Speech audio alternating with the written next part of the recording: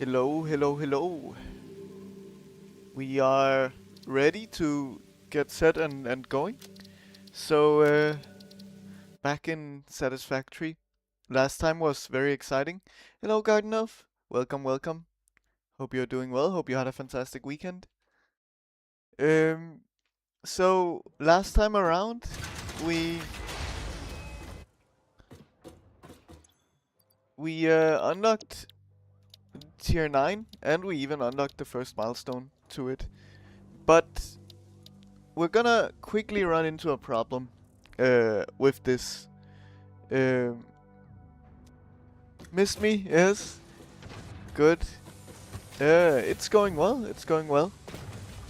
The game feels very bright this time around. I don't know why. Um, so I guess this is just because I logged in. But as you can see, we are moving significantly closer to our capacity here. So we need to solve this problem. And I have an idea as to how to solve that problem. I don't know if it's a good idea. But we definitely need to solve that problem before we do anything from here. I cannot remember the biochemical sculptor. Yeah, it's fairly straightforward, I think. Oh, maybe not. But yeah, we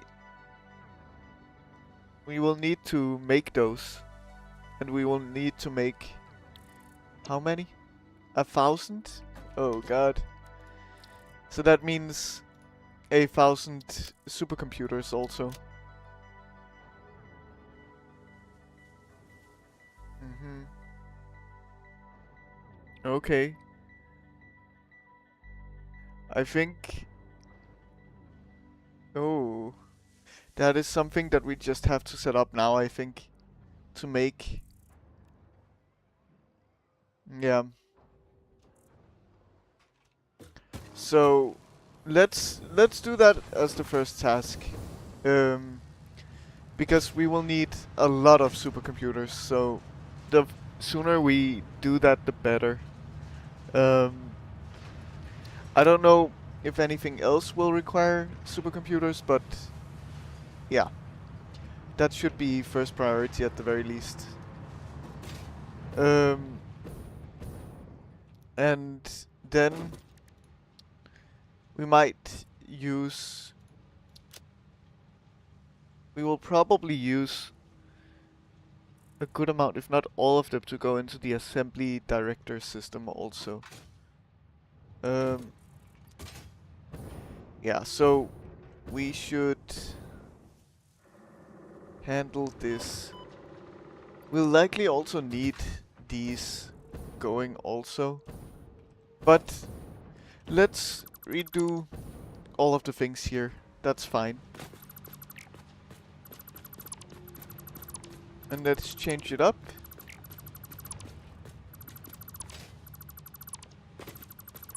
So we need to make high-speed connectors, we need to make AI limiters, we need to make supercomputers.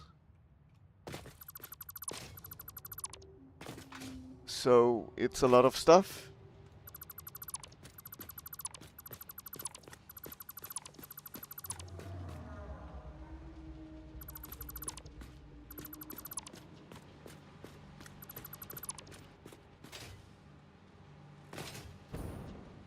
Okay.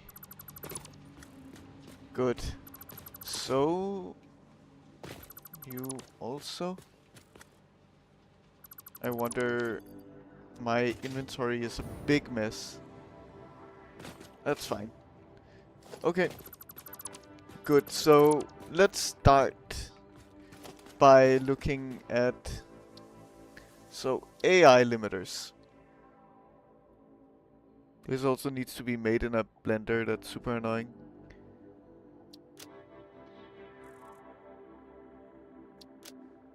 Okay. We should also make automated wiring. Whew, it's gonna be a lot.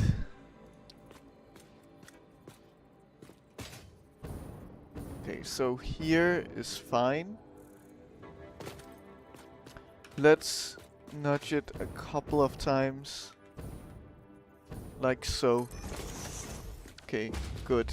So we need that to make automated wiring. Yes. So let's do that. Good. We'll immediately sloop just to save resources, mostly. Okay. Then we need to make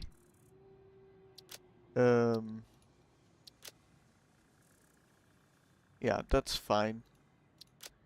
Okay, so then we need to make supercomputers, and those require AI limiters and high-speed connectors. Okay. AI limiter and high-speed connector.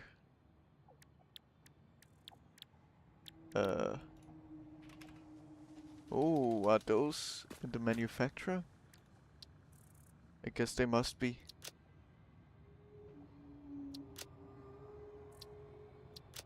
Yeah. Okay.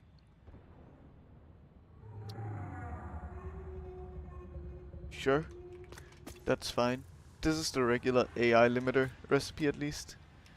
Is there another recipe? There is. But, and one that's, in my opinion at least, less expensive. And do we have that? GG's. Oh yes. Limiter we do. I think I'll unlock it and see.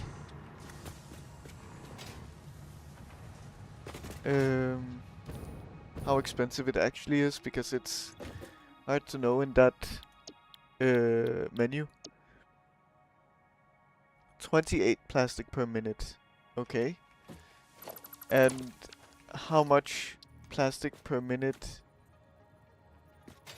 is the high-speed connector?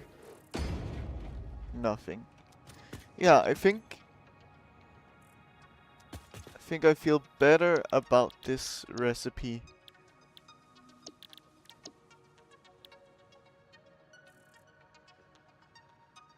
I don't know if I actually do, but that's gonna be my choice anyway. Then we'll need more plastic for the supercomputer. So yeah. And how much plastic would we need there? That's a lot of plastic. So I do feel like maybe we keep it to the regular AI limiter. Why? Hello? Okay. Just to save on the plastic. Because copper sheets are gonna be fine, I think. How was your weekend? It was good, it was good. Relaxing. It was fun being at the music stream, yes. Even though I realized I'm really not good with music. I don't know anything. But yeah, it was fun. Okay, good. So that's those parts.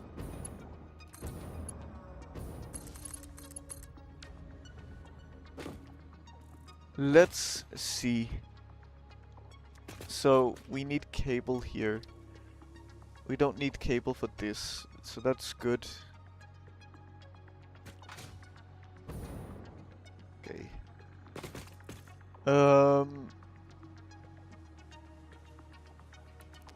My uncle is a music addict, yes. Good. So we need that, and we also need these. Yes. Okay. It's gonna be expensive on the computers for sure.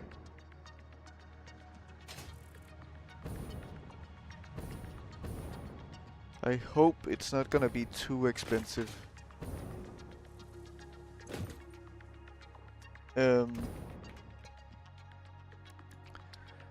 Good.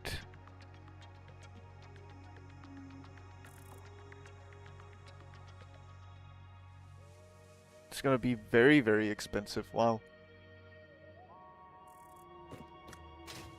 We need to... Inflation hit the game, yes.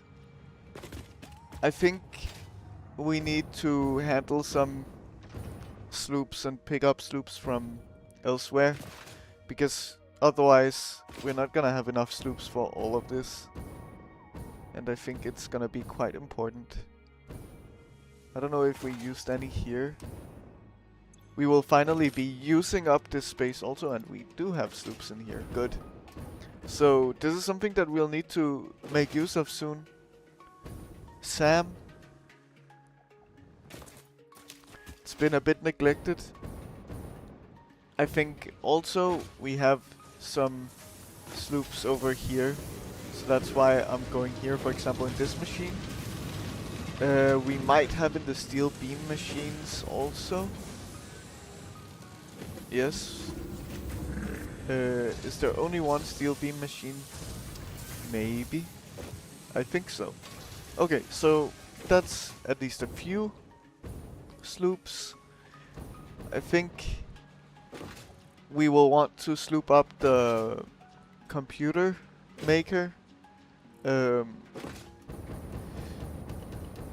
Otherwise, I think we'll run out of computers for this line that we're making. So we should go for that now.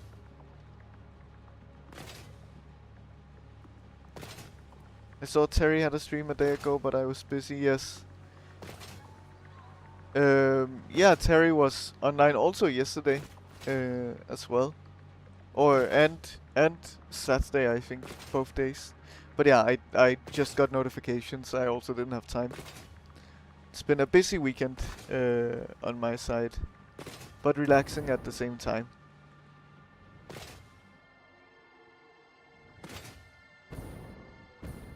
Okay, let's see.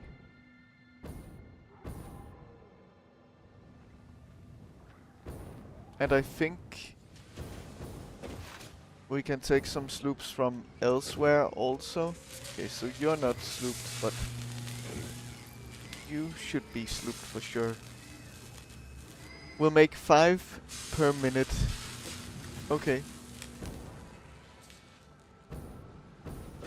Then I think we will go for the fused modular frames.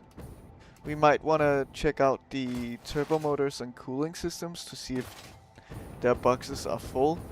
I think at this point the fused modular frames should be full at the very least.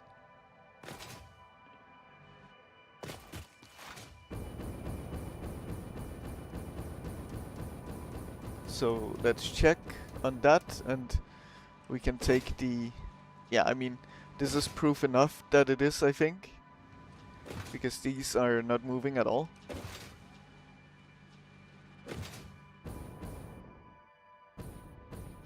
So let's take from here also.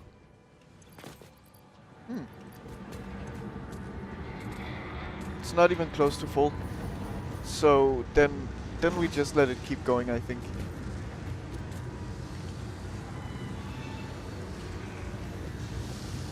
What keeps me busy? Well, a lot of work, to be honest. I did a lot of behind the scenes stuff. I'm preparing to like figure out what I want to do with my Diablo 2 streams in terms of video wise. Also, I have a cool idea for it, I think I want to make happen. Otherwise, yeah, that's kind of it. Well, it just to make a cool video out of it, pretty much, for YouTube. And how to cut it together and and all of that complicated stuff.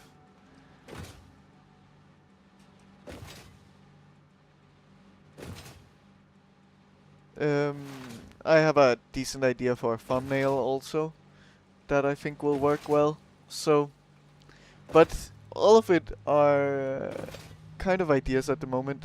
I'll see if I can actually make it happen the way that I want. That's the big question. I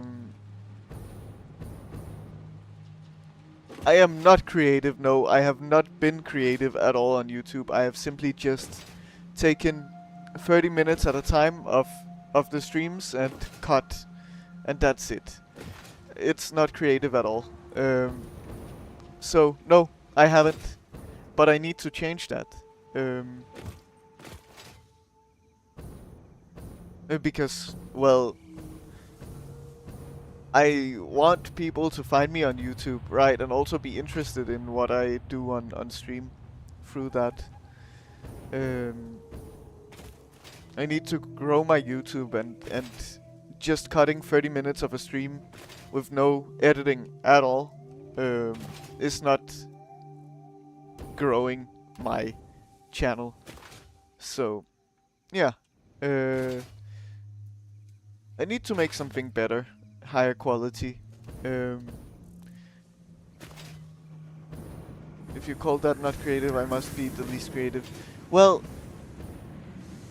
it's literally the least creative thing that you can do with YouTube. It is listening to myself for like 15 minutes because I listen at 2x speed, and just saying, okay, now 30 minutes have gone by, and I will cut and render this and put it on YouTube. There are a few exceptions, like when I do manual crafting, then I'll cut a couple of seconds typically, and that's it. That's literally it. And then in terms of thumbnail, I just find an interesting place that I can screenshot and put on the thumbnail.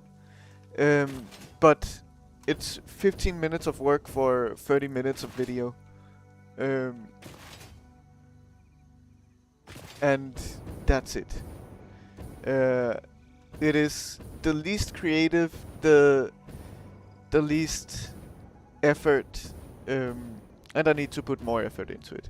I'm not gonna change the way that I've been doing the Satisfactory at this point, because it's over 70 episodes in.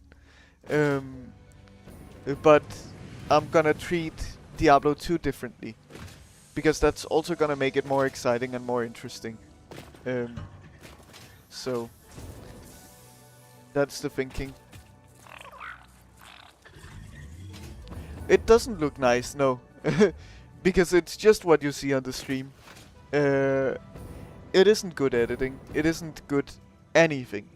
To you, yeah, maybe. I mean, if you think that watching unedited footage is things looking nice, then sure. But it's low effort. You like it? It's authentic. Yeah, sure. But I mean, of course, it's people have different expectations and styles that they like. But I do think everyone would appreciate, because the full unedited streams are still on my channel anyway. I think everyone would appreciate a more highlight centered thing. And hello, Plump, nice to see you. And thank you, Ada, also. It's really annoying with this thing in the chat. I cannot get rid of it. I tried everything I could think of to fix it, but it's just gonna be there. I really dislike it, but I cannot do much about it. Well, anyway, hope you're doing well, Plump. Hope you had a good weekend. Let's see. So now we have a good amount of sloops, 21 on us. I would help if I could, but I'm technologically limited. Yeah, I mean, I also I know how to. Uh, yeah, I just don't think that it's possible. I think there is some kind of bug in their system, and maybe I should contact their support for it. That's like the last thing I can think of um, to do about it. So yeah, maybe that's just how I do it.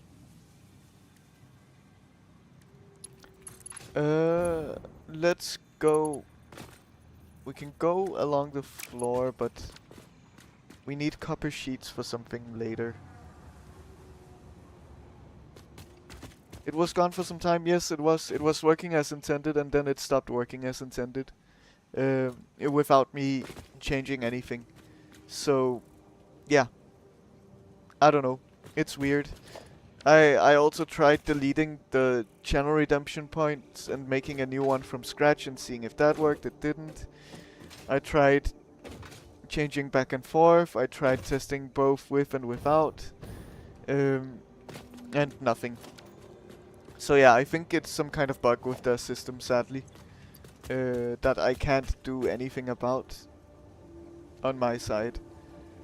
Okay, cable and stators. Stators are here. So we'll run copper sheets across the floor here. Okay. We'll run circuit boards across the floor on the opposite side.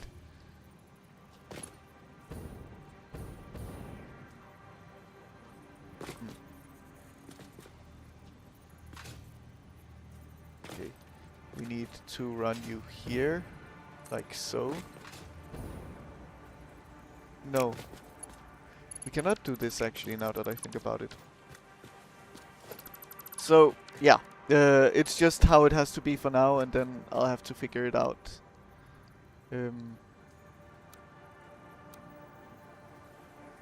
Later.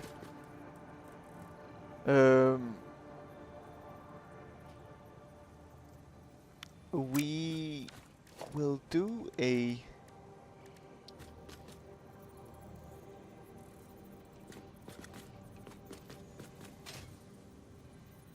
thing with the conveyor lifts to make them a little shorter. We can move you like here, that's fine.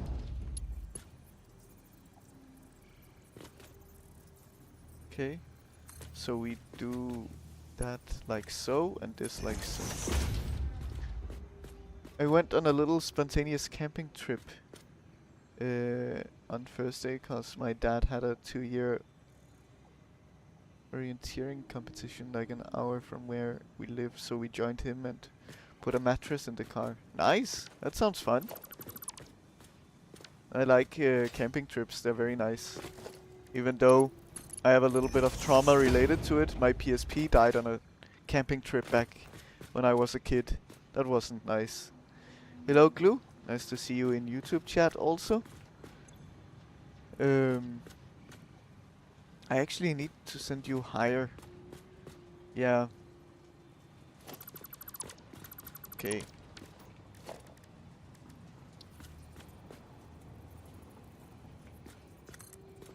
Let's just send you like very high. I'm fine, I'm fine. A little tired today, but fine. Let's see, so we have you. Then we can have you just 2 below. That's fine. Where's the lizard doggo? Still in the cage. Still in the cage. Safe and sound. In here. Roger is fine. Finding me cable over and over again. Not really useful. But Roger is good. We did cheat a bit to get him back last time around. But he was stuck under the ground somewhere. Very, very far into the void. So the only way to get him back was by cheating. So that's what we did. It was super cozy. We found a cute little grove in the forest where we set up camp, and there were so many blueberries, so I picked more than a liter of blueberries for breakfast, which was cool. Nice. Oh, it's very nice picking blueberries over buying them because they're very expensive. And we went to a national park and looked around some caves and ate lunch by the water. Nice. I got a suck tan, yes. Am I planning on any vacation? No, not at all. I'll just be staying here streaming. That's all.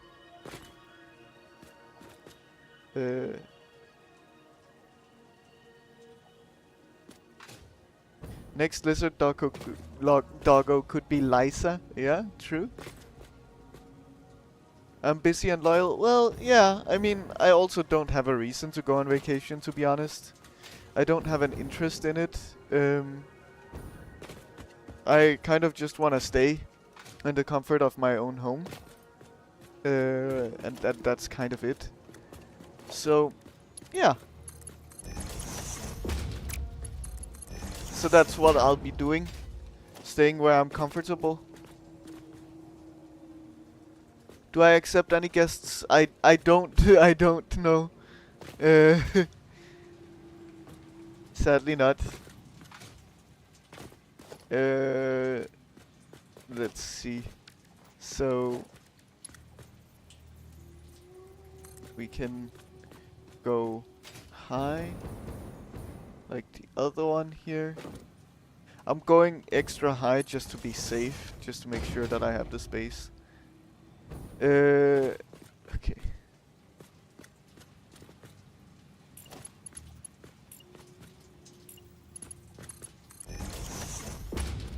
If I visit Denmark, will you show me around? Yeah, I mean, it depends on the schedule, of course, but sure. I think I have to take care of the stream first of all, but otherwise, sure, it's a possibility, definitely. I would say, sure, you have been very kind and supportive, right? I'm still apprehensive about meeting and seeing people from the stream because I don't know how and who they are in person, right? And that's a big difference and something that I'm cautious and a little scared about, to be honest. I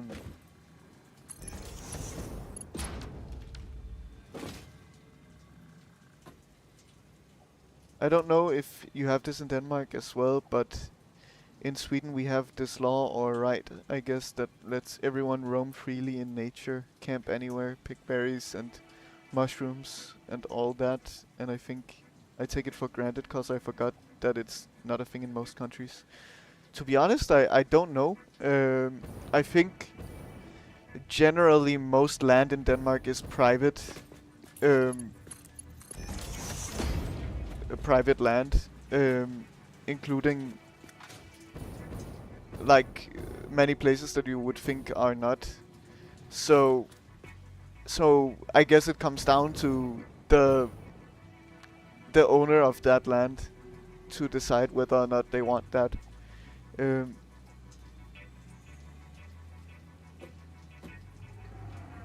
Yeah, national parks, I think there are some exceptions, right? But yeah, generally you have the King's Garden here, for example. That's you probably shouldn't pluck anything from there, including like small berries from bushes and stuff like that. But yeah, in Sweden you are allowed to walk on private land as well, just not set up camp or pluck anything. In Bulgaria you are allowed to pick up too. Yeah. You can camp too. Nice. Yeah, to be honest, it's not something that I know about to be able to tell you how it is here. But yeah, as mentioned, I think most land here is private, and that does mean that every rule comes down to the owner of that land and what they would like that land. And when someone owns land, they're very likely to say, no, I don't want you walking on it because it can cause damage, and then I have to fix it and all of that stuff, right? So, um, I don't know. It's hard for me to say without looking it up. I'm not a fan of camping. I'm too edible. Yes, well, camping for me is very, very nice. I like it as long as there isn't a storm or anything like that. Insects adore good dinner. Yeah, I love insects though. Except for wasps. Those can kind of go to hell. But otherwise, I really like insects. So I like camping. I like seeing the insects. I like being around insects. But in most of the land, you're allowed to basically be free in nature as long as you respect it. Clean up after yourself, leave endangered species of flowers and such. Yeah. Nice. Yeah, I mean, I could imagine that maybe in forests. I don't know, that also depends on the forest. I just don't know. To be honest, it's hard for me to say. Okay, so let's do a stackable pole here. Oh, we didn't have soup on.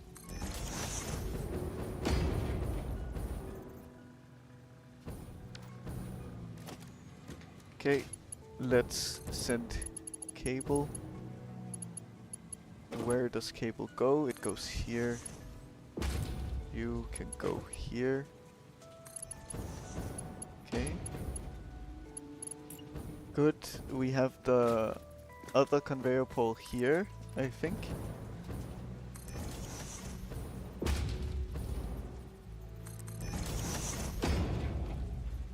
I used to hike, and you can also pick up stuff if it's not a national park.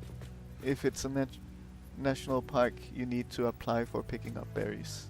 Yeah.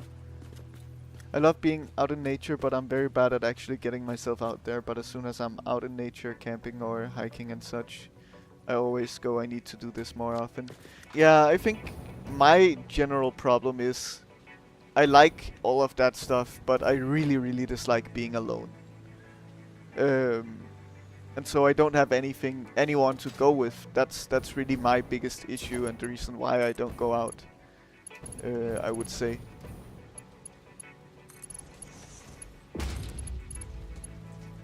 I would go like every day if I had someone to go out with.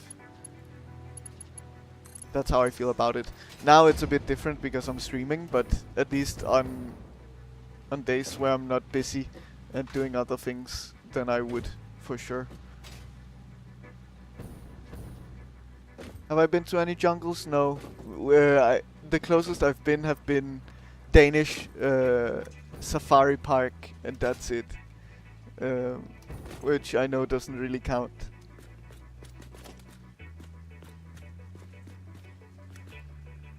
Okay, good. We have stators here. Let's do this.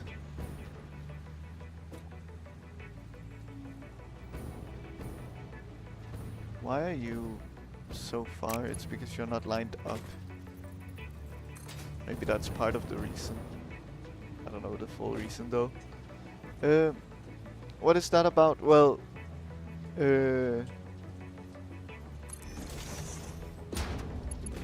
so safari parks are essentially just zoos, but treated as a safari, like African safari kind of thing. So you go driving in a car and you have lions and giraffes and rhinos and all of that around you while driving in the car. It's nice.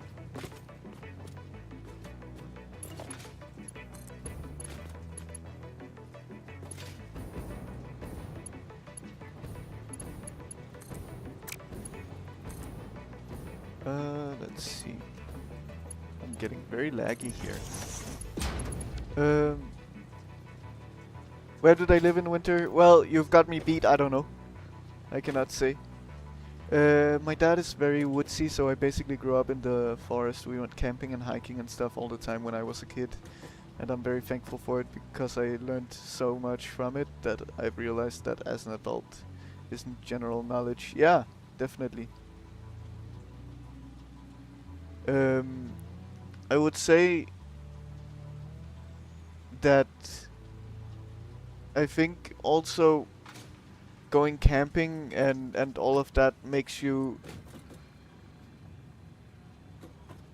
realize that nature is nice, nature is good, um, and that it's fantastic being in nature over an apartment and over like the noise pollution of the cities and all of that stuff. Um, and also makes you realize that it's okay to be a bit dirty sometimes, right? Um, it makes you also appreciate the dirt of nature and all of that stuff. Um, so yeah, um, I like getting dirty, you know, and to be in the wild and to just have fun.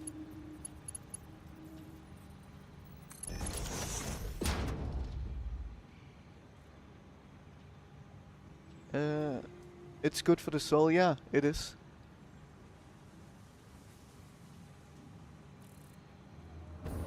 Well, kind of. We. I mean, it's nice to talk about other things, you know. Um, I like it. Um, it's cool to look at Ice Age remnants as well, like the cliffs that have gotten carved out and super smooth from all the water and rocks when the ice is melting. Yeah, sure, but but it's also my stream, and if I want to talk about that, then that's what we'll talk about, right? Um, I like it. I enjoy it. So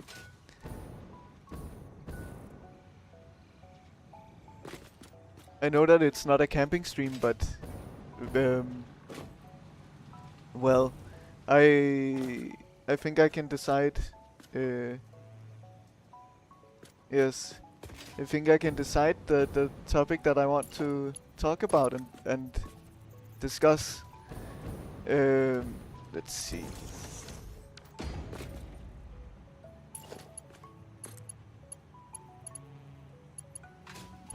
Let's go here. I don't know exactly what I'm doing.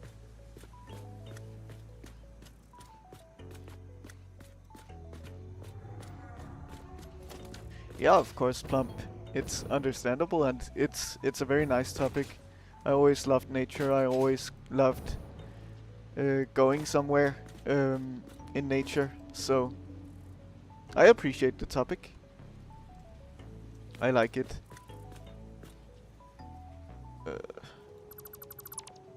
Let's see.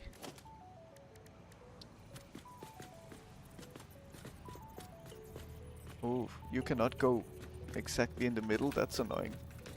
Okay.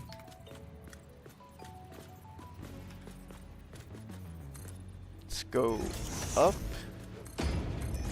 Like so. Because I do want it to be more aligned with the boxes. Let's put on the hover pack.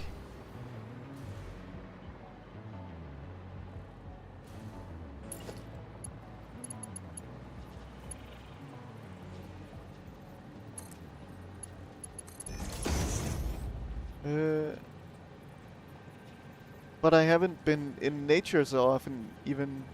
Yeah, but I mean, the thing about that, like I mentioned, I don't have anyone to go to nature with. Um, that's just the case. If I had, I would go daily, but I never had that.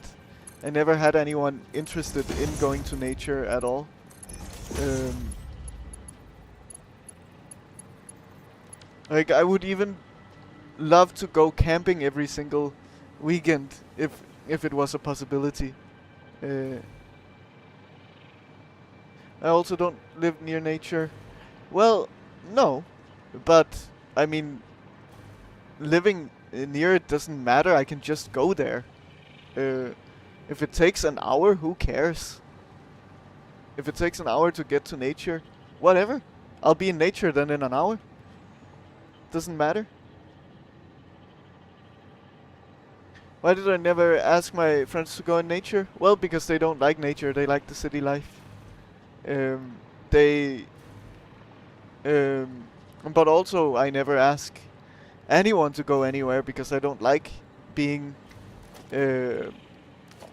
being in the way of people's schedules and plans.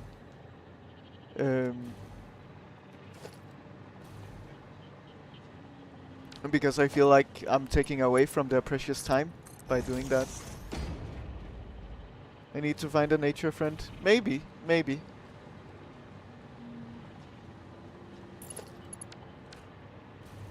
I mean, I'm not looking for friends right now.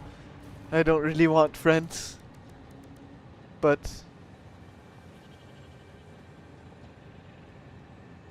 I get that. I want to do stuff, but I'm very bad at reaching out to people.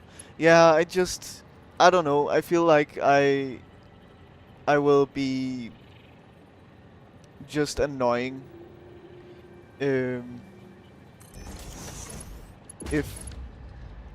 for people, and that's it. And people will only say yes out of pity and stuff like that, and I want it to be genuine over anything. And so that just scares me away from asking people.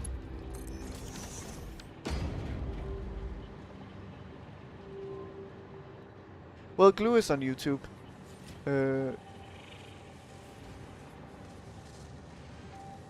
I don't do camping anymore. Last time I did it, I got a terrible eye infection. And it was in Denmark. Yeah. Yeah, I mean, of course, it can also not be ideal.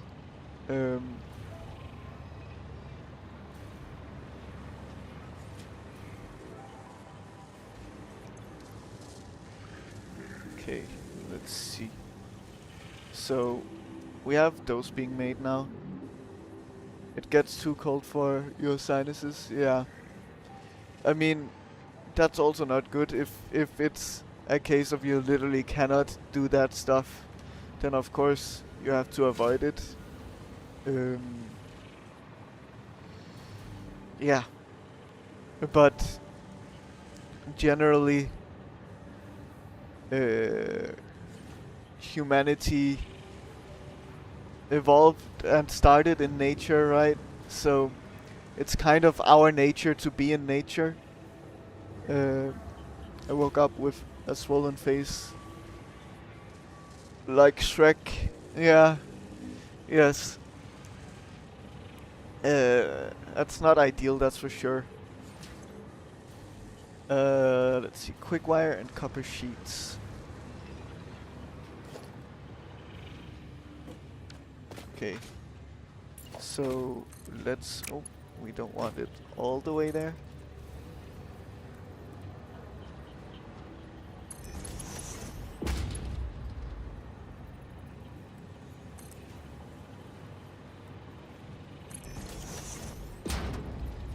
So I got traumatized and never did it again. Yeah, makes sense, makes sense. I mean, you don't know how your body will react the next time, right? And you don't want to be in that position again, ever again. So, it makes sense.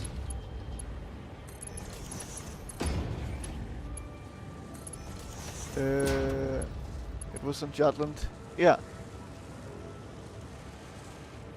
I mean, if it's something that hurt and did a lot of damage to you, of course, that's something that you would avoid doing ever again. But It's sad because it's a beautiful experience to go in nature.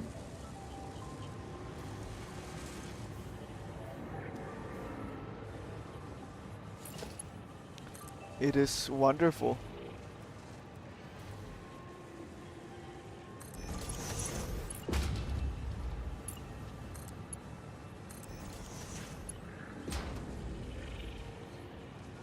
I have this awful sinus and tonsil issue that doesn't allow me to sleep in places with cold air at night because after this tent sleeping camping I was on antibiotics. Yeah, it was in summer. Yeah. Yeah, even summer gets cold, especially in Denmark also. Um, it's not ideal. Like, no matter what, in Denmark, you will need more than a t-shirt when it gets dark outside. Um, Otherwise, you'll get cold, definitely. Okay, then circuit boards. Circuit boards are top here. Okay. So, I know that I'm doing some clipping here. I'll be fine about it. I don't mind it in this case. Okay, good. So then what else? Cable. We also need. So let's make that happen with a splitter. Cannot nudge you because you're there. That's annoying. But I can also not nudge you here. Okay. But I should be able to from here. Oh god, I cannot. Didn't I lock the hologram?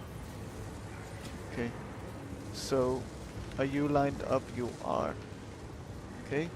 So then we just nudge. Why do you do that?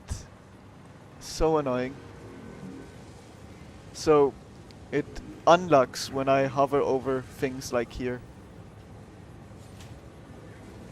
That's not what I want. Okay. So let's try again and try to not hover over things. Okay. Good, and then 2 more.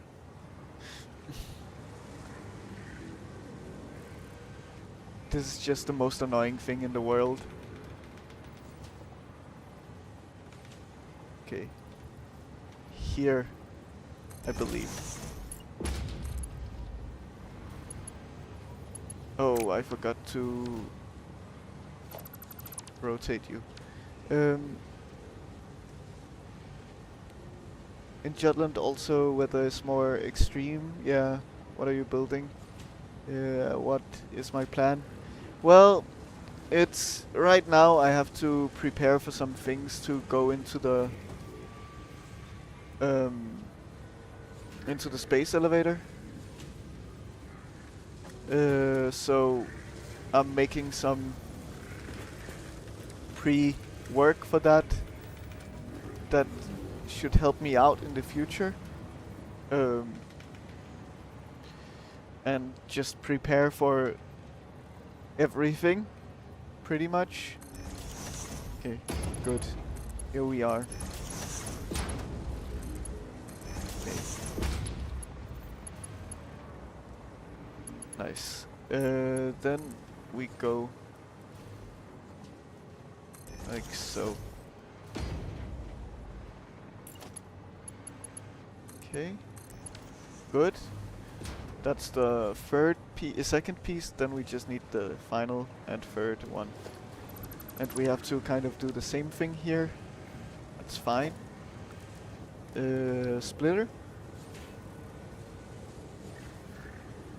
We do the splitting here. And we line you up like so.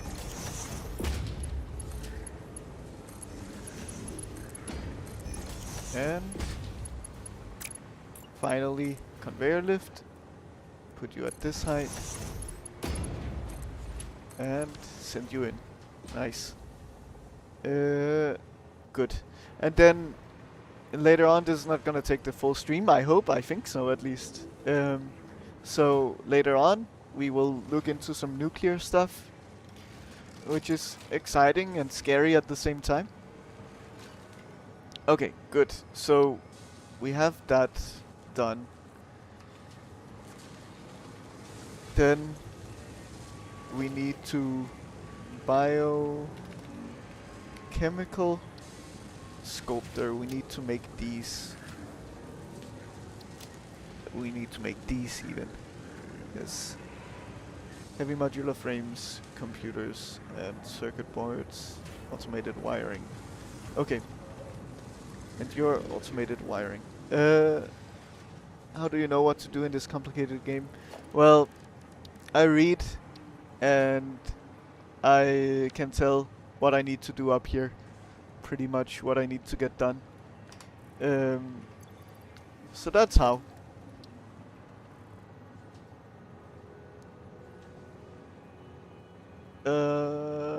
We can put you like here. I think I'm okay with that.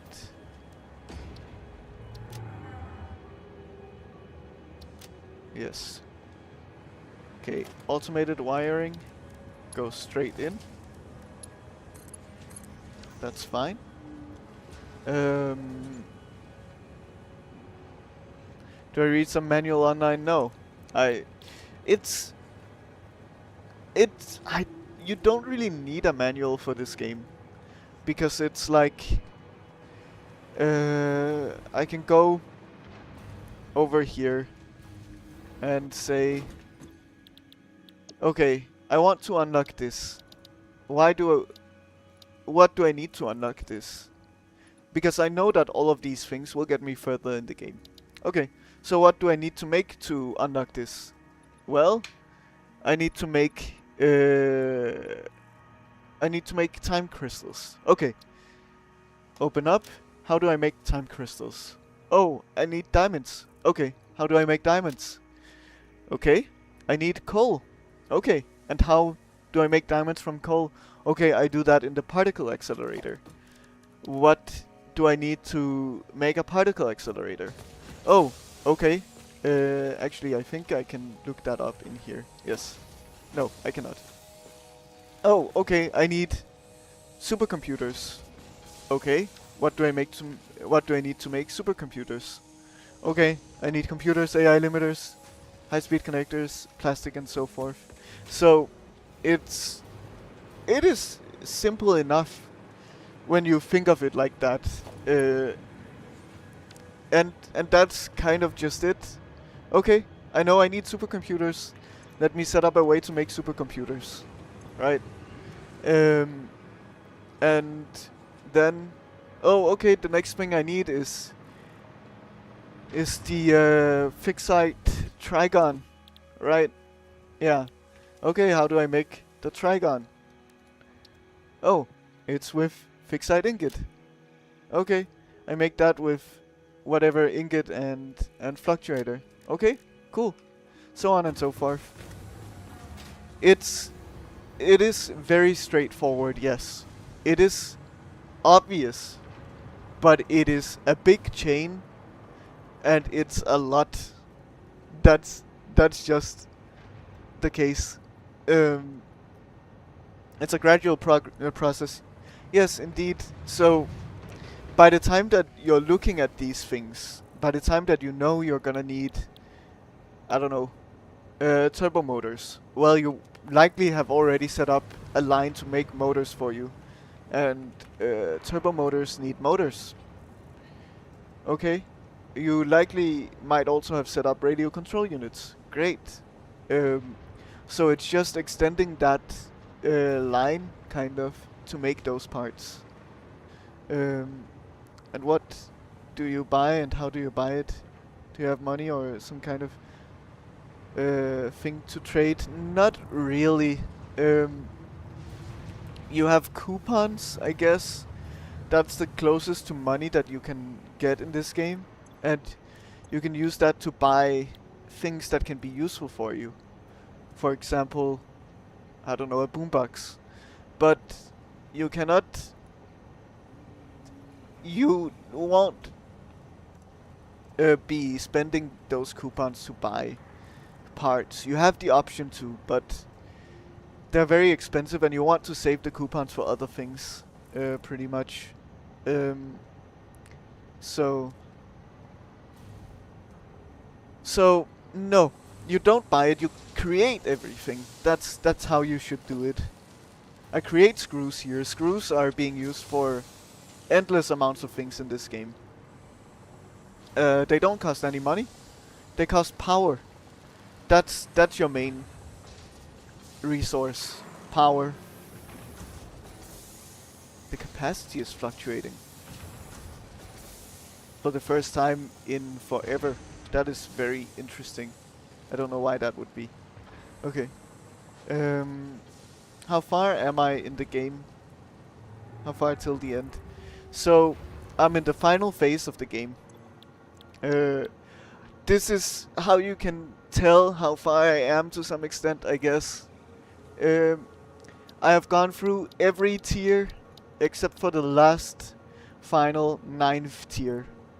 So that's also part of the reason why everything is so complicated.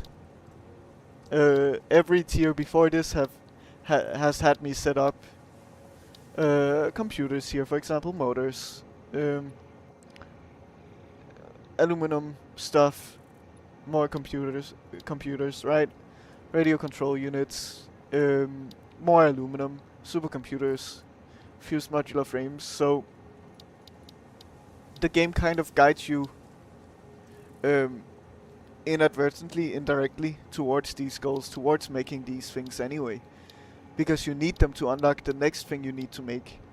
So I am on the last 4 milestones that I can unlock now. It's also very confusing to see this level of Satisfactory when you haven't played the game. But in the beginning it's just like, get copper, make copper ingots, make copper wire, make cable. Yeah, exactly. So, in the beginning, this is what you'll make. This over here, pretty much. And that's it. And then, a little bit later in the game, you might have this kind of setup. And even later in the game, you'll have big machines doing this kind of stuff and so on. I'm not close to my other factories, but I don't think we can tell from here. We can see it from here.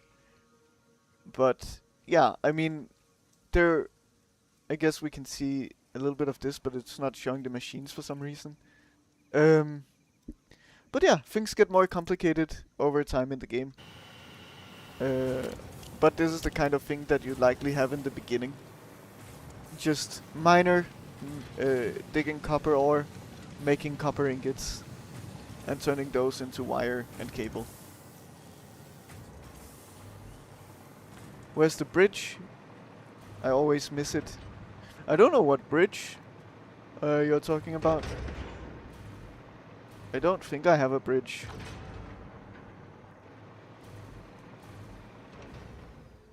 So, yeah, that's kind of the thing, is that it's very late in the game. It's not gonna be intuitive for someone who doesn't know the game, what I'm doing. The train? Yes, I see. Yeah, so the train is here, the train station. So, this is to make aluminum here. All of this stuff. And this is to make a few more complicated parts as well. But yeah, this is not the beginning. This is not how it works in the beginning.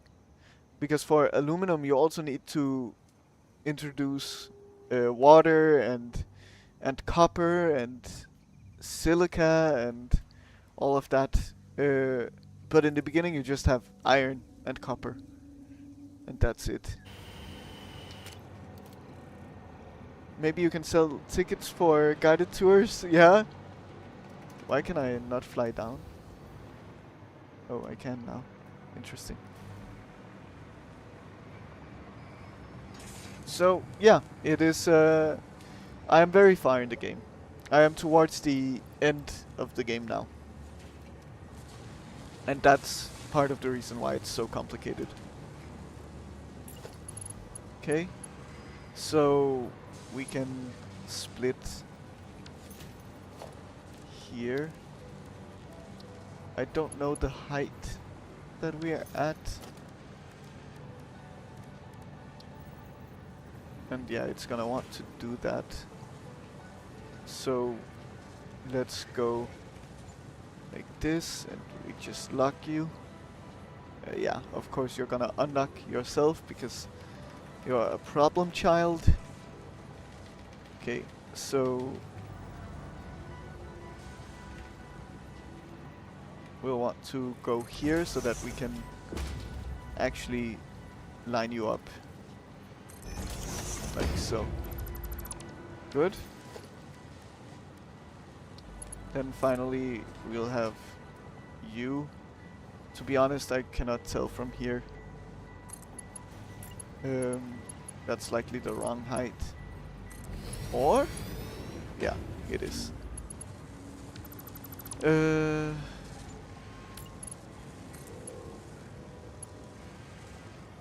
and it doesn't want to change that. Okay. I need to somehow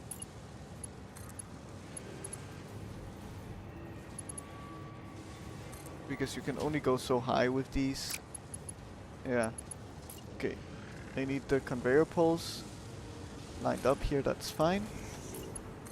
And then I should be able to tell from here. That height is what we want. And then I hope that it will align, it will. And there we have it. Then we just destroy this pole again.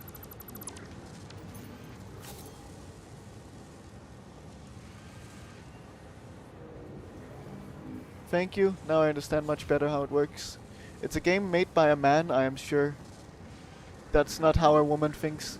Well, there is a surprising amount of female players of the game. So it is very popular across both male and female. And probably also in between. So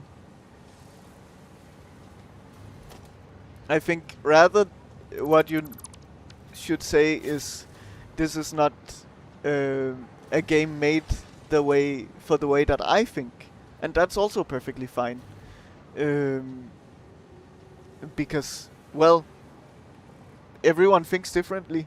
I think in Garden Elf's case also, Garden Elf is struggling a bit with playing the game. But likes watching it, right? So, yeah, I mean, I think it just depends on who you are and what you're interested in terms of video games, rather than what gender or sex you are.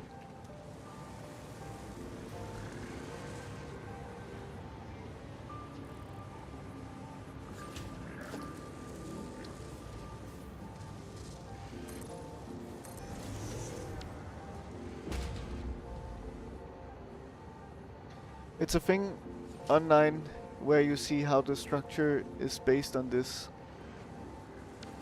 Yeah, I don't know exactly what you mean. I find it reasonable, but women are less structured than this.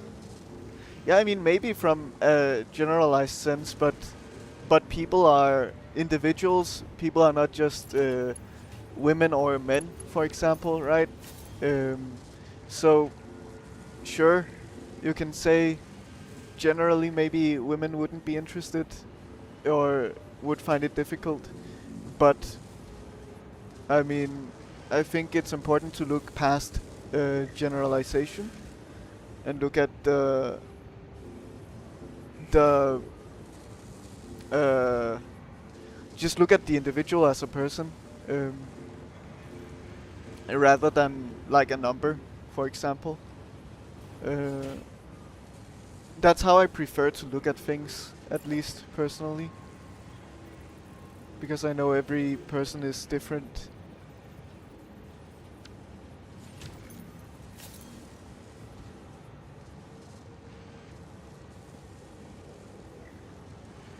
It is about how the game was made. Yeah, yeah, but again, like women are interested in this game also. There are women that are interested in this game. Uh, that's what I mean. Um,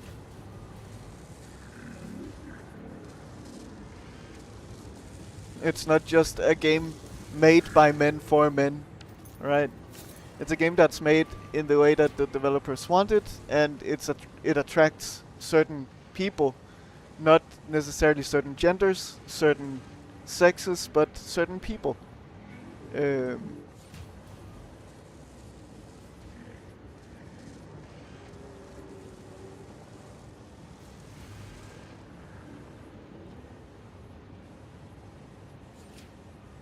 I only say you can see men made it. Well, actually, there is a big female development team behind it also.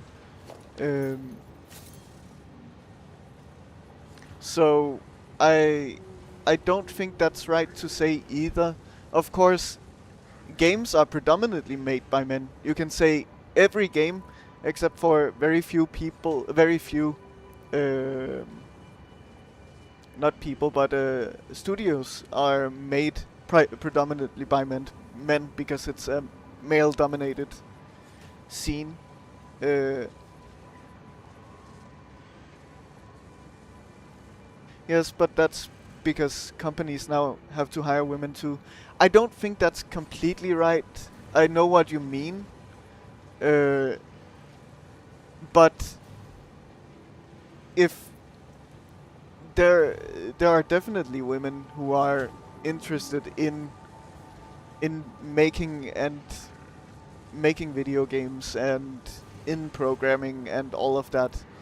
Um, but sure, I think it's generally more men that are typically more interested in at least the programming side of things. But then again, I also know some female programmers, right? Um, and I guess art is maybe where art for video games is maybe where you'll see more women. I think it is quite likely that the lizard doggo could have been made by a female artist, for example. Uh, but yeah, I mean, I think it's it's a little bit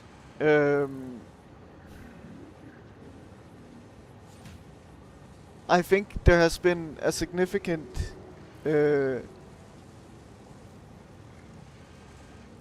increase in popularity among the female game development as well. You also have an organization that was formed here in Denmark recently, which is called Women in Games. That has gotten a lot of attention and has become very big. And simply that's to show more support for women in video games, because it's a place where there needs to be more support for women. I think generally there needs to be more support for women in the workforce. And so you see this also. As a game developer, I can say that there are a lot of female trans and non-binary game developers. Yeah, I mean, I also notice that when I go to game development events, because I also do that, right? I think, like, depends on the event, of course, but anywhere between 30 to maybe 20 to 40% of the people going to those events are female. Um, so, yeah, I think there is a massive interest throughout both male and female. And I think on the female side of things, it's only growing at the very least. And I think I'm very happy to see that. I'm very happy to um, see that. I just hope that um, that they will also be treated right, because I also know that there is a lot of unfair treatment in work in general for women. Um, and I know that in game development, in certain big companies, there has been a lot of mistreatment towards women. Um, I'm not gonna name names, but I will. For example, Blizzard um, is one that was in a massive controversy over disgusting treatment towards women. Um, and also a company at the same time that was hiring women because they had to legally. Um, and that's just not right. That's not the way to do it. So, yeah.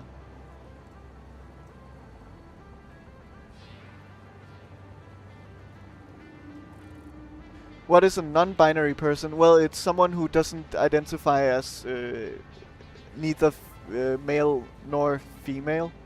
So, someone who believes that they don't fit into the binary of that. That's why it's called non-binary, because binary is only two options, 0 and 1, right? You don't have anything in between. You don't have decimals. You don't have anywhere. Um, well, Garden Elf, it's a complicated topic, and I think it's something that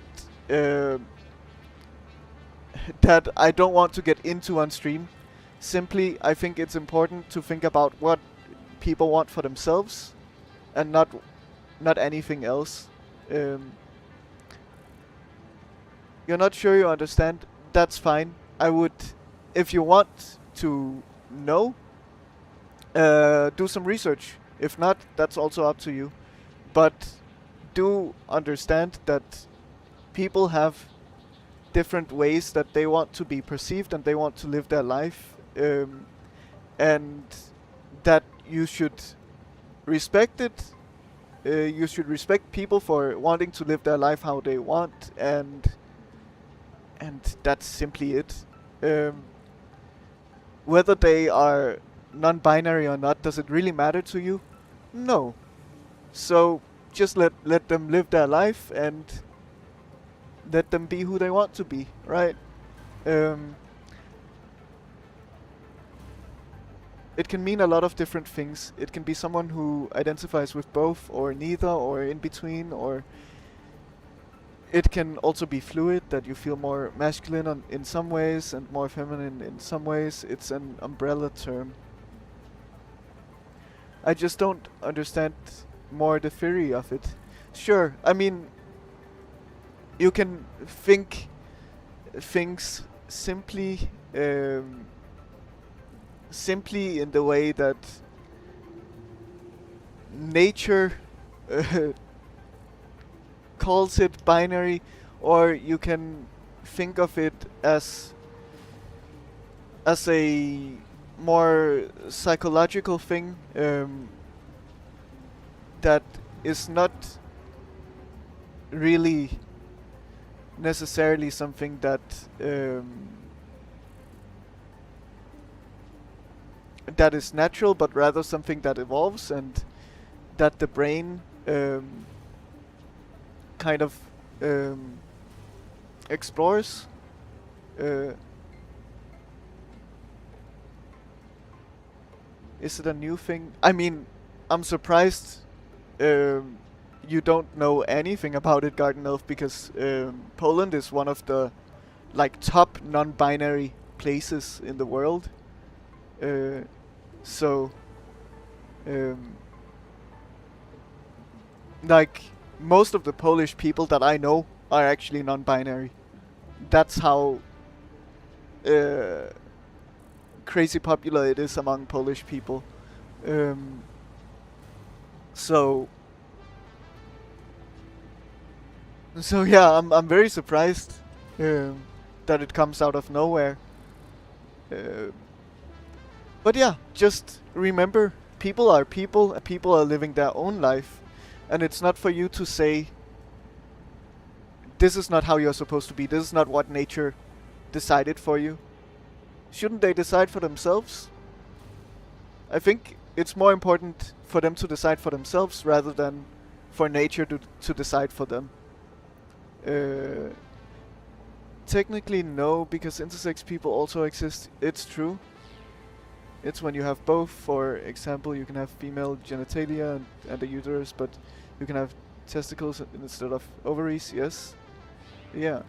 I just wonder if it's not a man or a woman, how do I see them? If I see a woman or a man? Well, it can be difficult. Uh, what I do want to say is, yeah, exactly. It's a person. You don't have to see everything as in, oh, this is a man, this is a woman. You can just see people, as a person. Yes, but everyone is born with features. Sure. Everyone is also born with a brain. Everyone is also born with wanting to live their own life the way that they want and want to be perceived in a certain way. Um, and that's up to the individual. Um, I, I think what you're thinking about is sex and not gender, Garden Elf. Sex and gender are two different things. So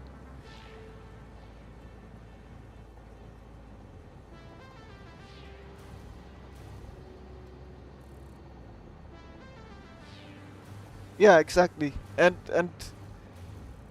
well, that those are two very different things.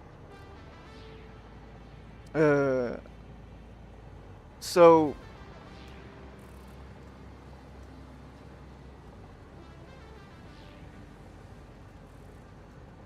you're too simple for this. Well, sure. I think the main takeaway is to just understand that people want to not be put into a box of either only either male or female, but they would rather want to be perceived as something more complicated and unique, um, that they don't feel like they fit into this box.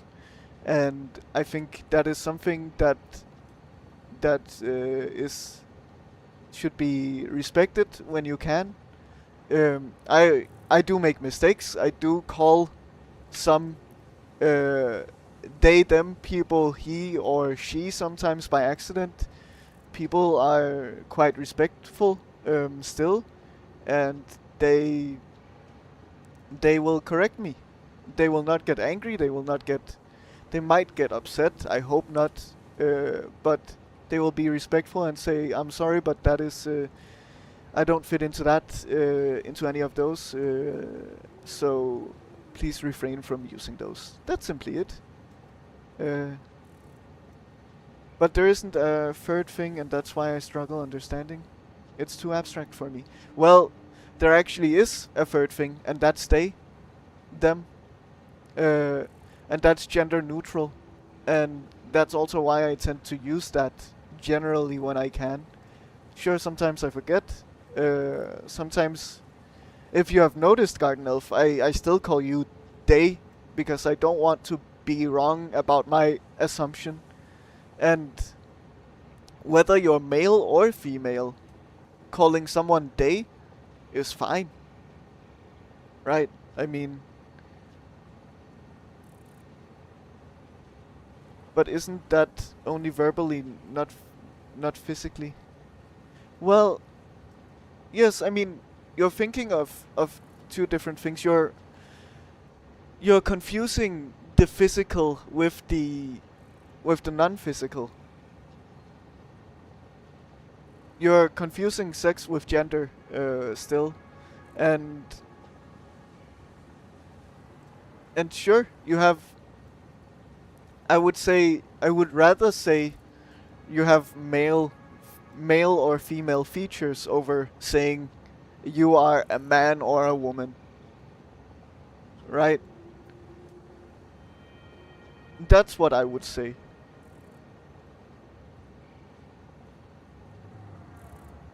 Or you have masculine or feminine features. That's also the case. I don't think anyone who is considered trans or non-binary would be upset by someone who has a, let's say, masculine voice, but maybe feminine physical features. Uh,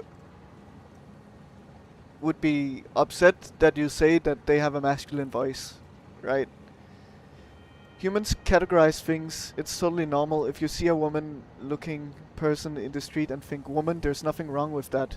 But if they tell you that they're not a woman or that they go by a different name or a different pronouns, you just have to respect it.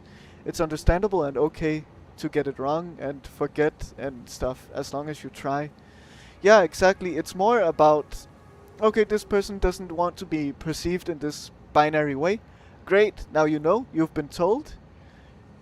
If you want to respect this person, then just do what they say. It's like, it's totally human behavior to want to respect people.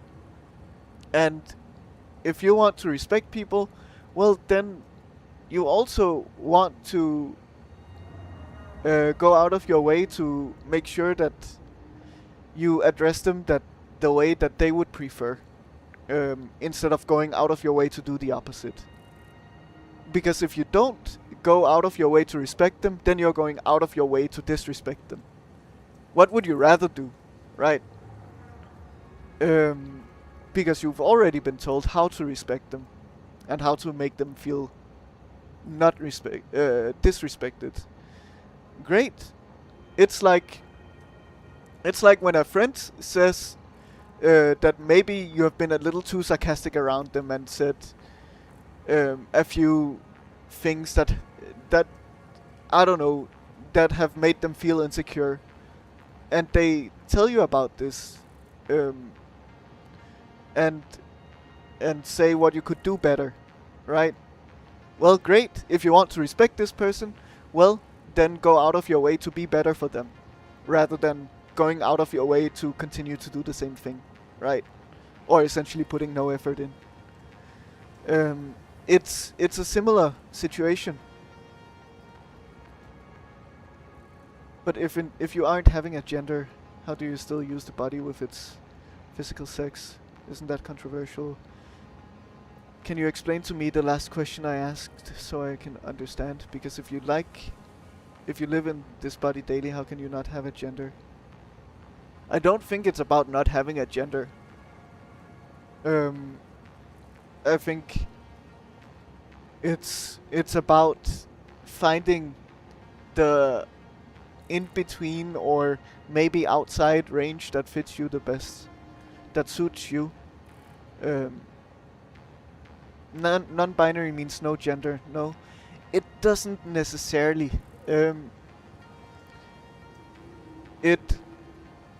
Non-binary just means that you don't feel like you fit into the binary of male or female.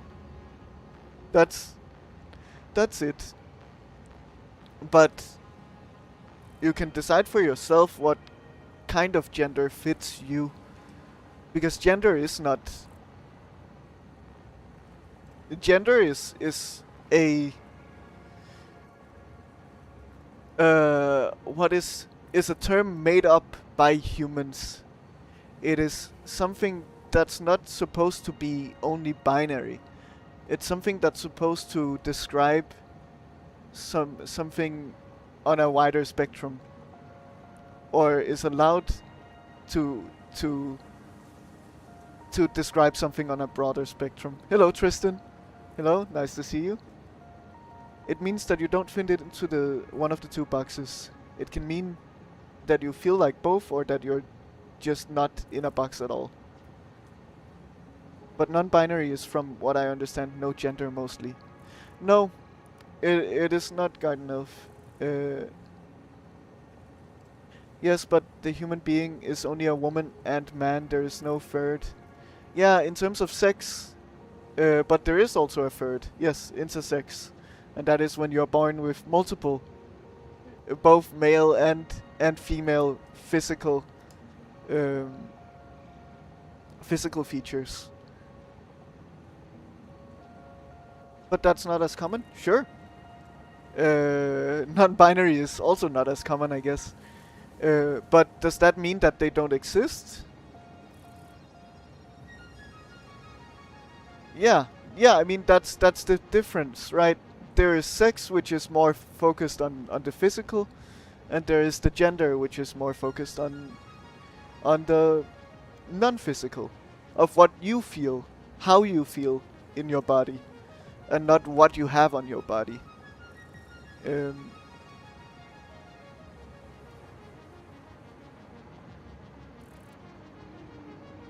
yeah, I mean, now you're getting into my controversial beliefs, which is that ghosts don't exist. uh, but I mean, the fact of the matter is that simply what you have to think is that these are human beings. They they feel like they don't fit into this binary way of thinking, and they want to be outside of the box, and they believe that they are. Thus, respect that, because they are people. They deserve respect for having chosen something that is maybe outside of the norm, something that might make them feel ostracized or left out. But they believe that that's better for themselves, best and better for themselves, um, and that is their life decision. Their life decision doesn't affect you, other than try to respect them, be nice to them. It's not it's not difficult. You don't have to put in extra effort to call uh, non-binary people they them. It's not difficult. Sure, you might make a mistake sometimes, but people are aware that people can make mistakes, and they will not hurt you or hit you or punch you or anything like that for making such a mistake. They know they've had that mistake happen, being made towards them many times. They know how to react and how to handle those situations. So, it's okay to find it confusing. You don't have to understand it. Just respect it. Yes, exactly. Uh, so they mentally act as non-binary but still live by their sex using their private parts and so on. Sure, they do. I mean, I also think they act mentally as non-binary is a weird thing to say. I would rather say they perceive themselves as non-binary. I don't think you can act male, female, non-binary, whatever. You can perceive yourself in different ways. I respect trans people. It's just any trans person who tries going into a bathroom that is the opposite gender of what their birth gender is should not be able to do that. Yeah, I think in terms of that it becomes confusing. I would say if you have male genitalia, go to the male bathroom. If you have female genitalia, go to the female bathroom. That's that's generally how I would see it. Um, and I wouldn't even care if a woman went into the male bathroom. To be honest, who cares? But I can understand that if a man went into a women's bathroom, that is significantly different. Uh, so so that, I mean, for that it's quite simple. I would say.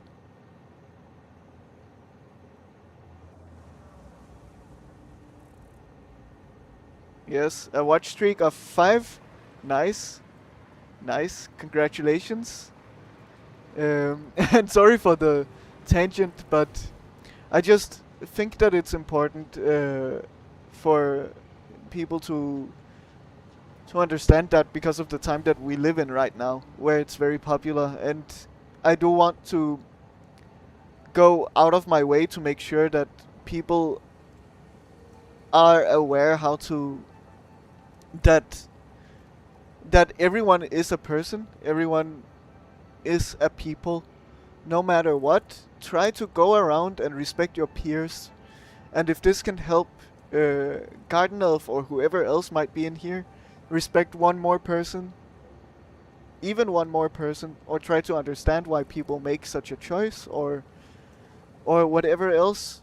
I think that's worthwhile.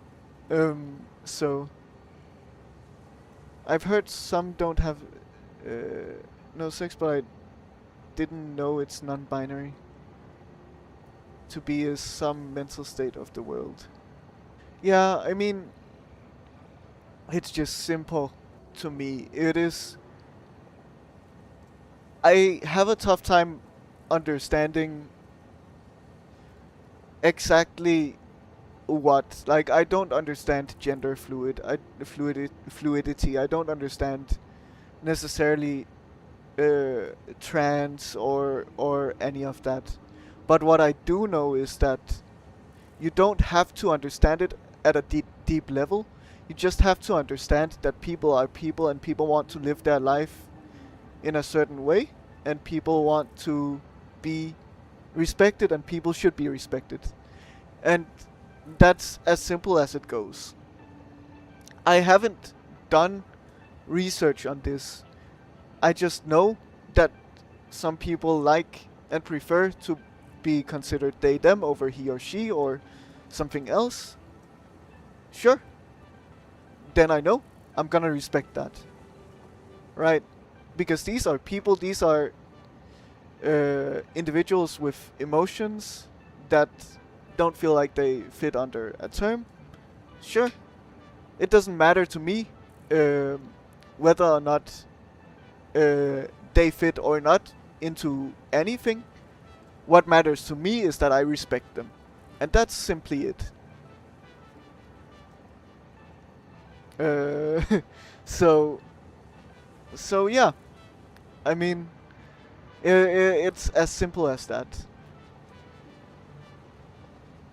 Can I ask what started this rant about transgender people and non-binary people? Well, it was, I don't actually know, but Garden Elf didn't know what non-binary meant. Um, so, at least that. I don't know how non-binary got into the conversation, but yeah. Um, I don't think, Garden Elf, you're expected to do hours of research. I haven't even done a minute of research on this. But what is expected of you is to respect people. That's simply it. Uh,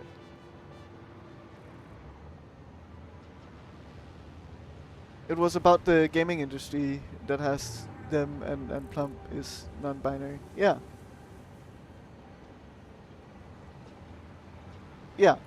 I mean, yes, non-binary is more about the mental state than anything else. That's that's simply it. Um, so that's how you can be.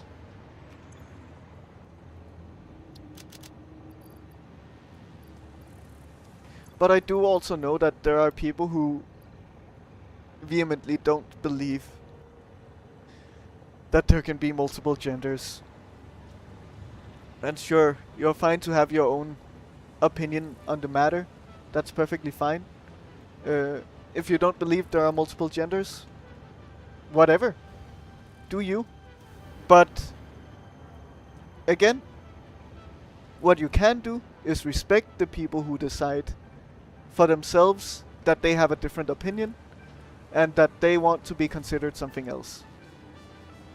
And whatever you might say, whatever you might believe, whatever your opinion might be, does your opinion really matter in that case?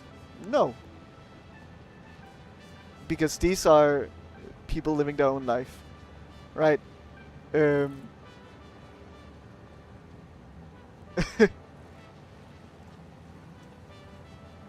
so just just respect people. That's all.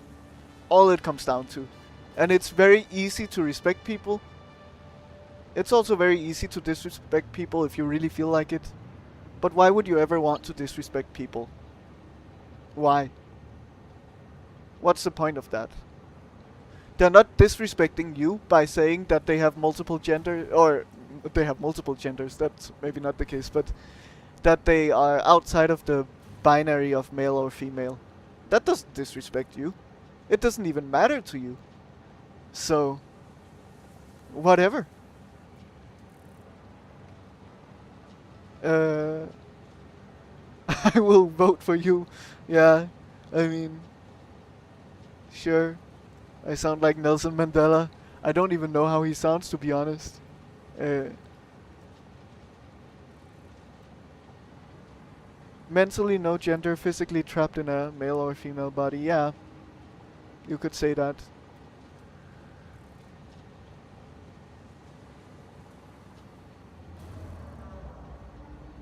I think it's disrespectful if they expect someone to call them they them if the person doesn't accept the same kind of emotional understanding. I don't think it is. I really don't think it is disrespectful at all. Um, and even then, well, this non-binary person should just avoid interacting with this kind of person. Uh,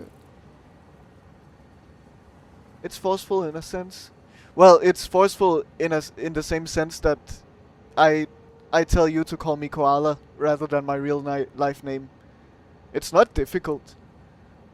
It's you could also call me, I don't know, like Danish guy, Viking blood, whatever. But I would prefer if you called me Koala.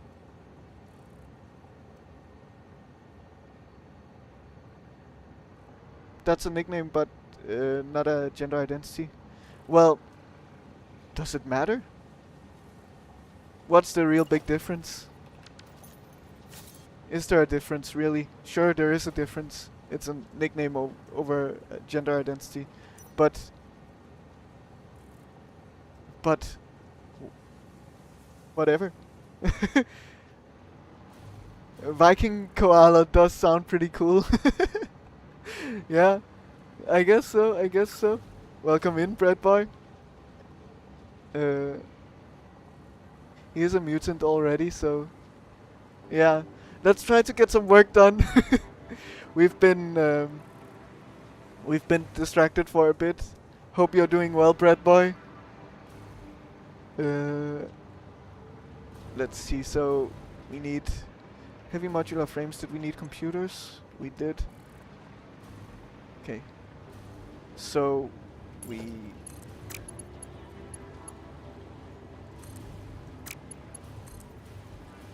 I'm lagging so much in this area. I don't know what's going on. We need to send you here. Okay.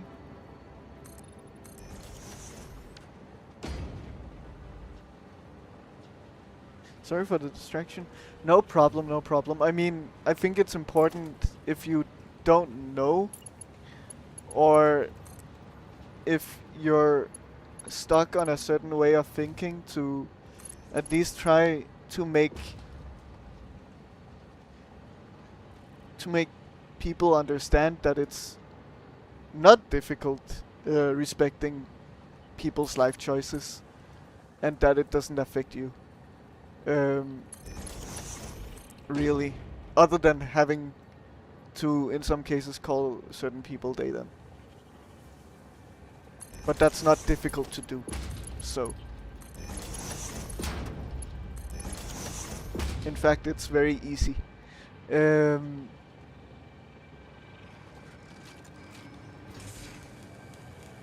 TEDx talk with Koala Mutant. Yeah. I don't think I could do that. I'm not a good public speaker. Uh, it doesn't affect me, but I also don't want to feel forced calling someone something. Luckily, I don't have to. You sound like a trained speaker. Yeah, then don't interact with them. True. It's as simple as that. If you feel like you can't respect someone's life choices, then just don't interact with them. That's as simple as that.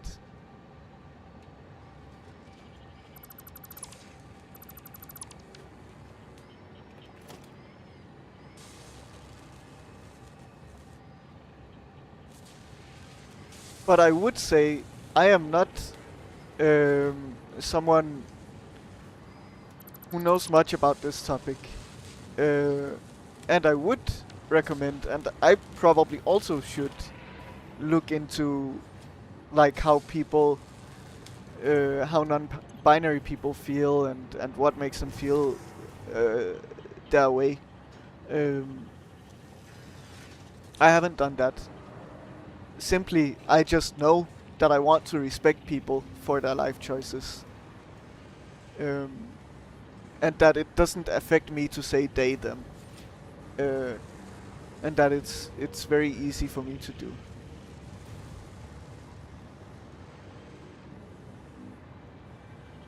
I think it's popular right now to be different. Yeah, I mean, it's popular to want to be perceived differently than a very strict one or two different things that are very binary. Yes, but I think it makes sense that it would be popular. There are a lot of good videos explaining all this on YouTube if you want to learn more.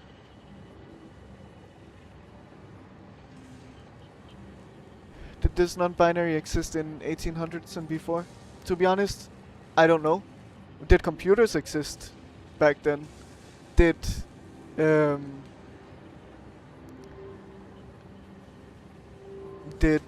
let's see if we can find some like public perception thing. Maybe as a better example. But generally, humanity evolves, humanity changes. The way that people see each other changes. Executions and death sentences were everywhere. Public shootings, everything were everywhere back then. This is not something that's morally correct nowadays, right? Why should we just be the same way that we have always been? If we were that way, well, then we would still be hanging witches in quotation marks, by the way, because I don't believe that actual witches exist. And stuff like that. So why do we have to be the way that we were in the 1800s? It's different topics, sure. Whatever. I mean, does it matter? Humanity evolves, humanity changes, perception of people changes, how people want to perceive changes, to be perceived changes. Who cares?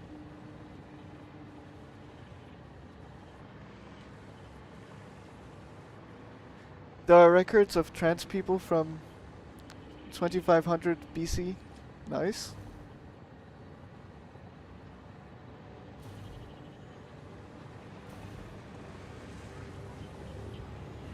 Correct me if I'm wrong, I think trans people are typically people who are who go through physical surgery also, maybe? Yeah, they change sex, yes. Non-binary fits under the umbrella of trans. You can be trans without having surgery. I see. Surgery is not easy also, and all of the pills that you have to go through additionally as well is not easy.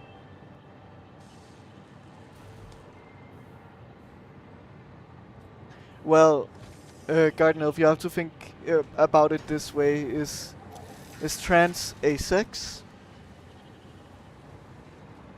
Because probably not, right? Generally, the sex is male or female.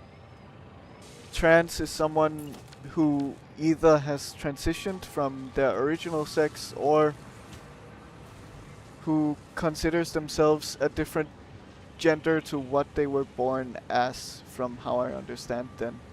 Correct me if I'm wrong.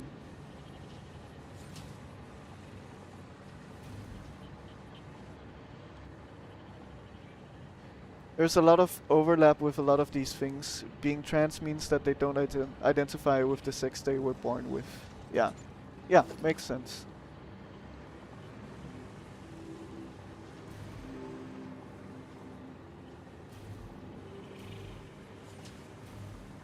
Yes, there are only two sexes. Trans is not a sex.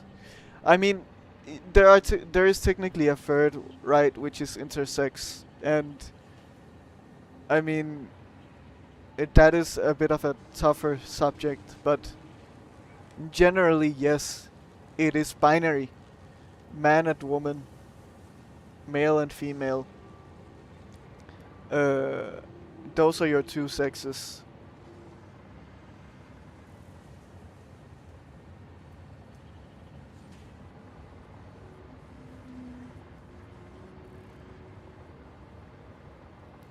I think I don't know if that's something else. I'm not sure. I know what you mean. I'm a little scared of saying it because I don't know if it's considered derogatory these days.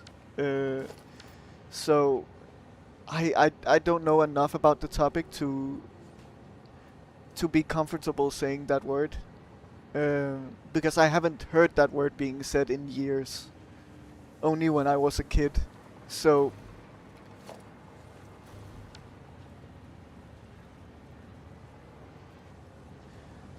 well,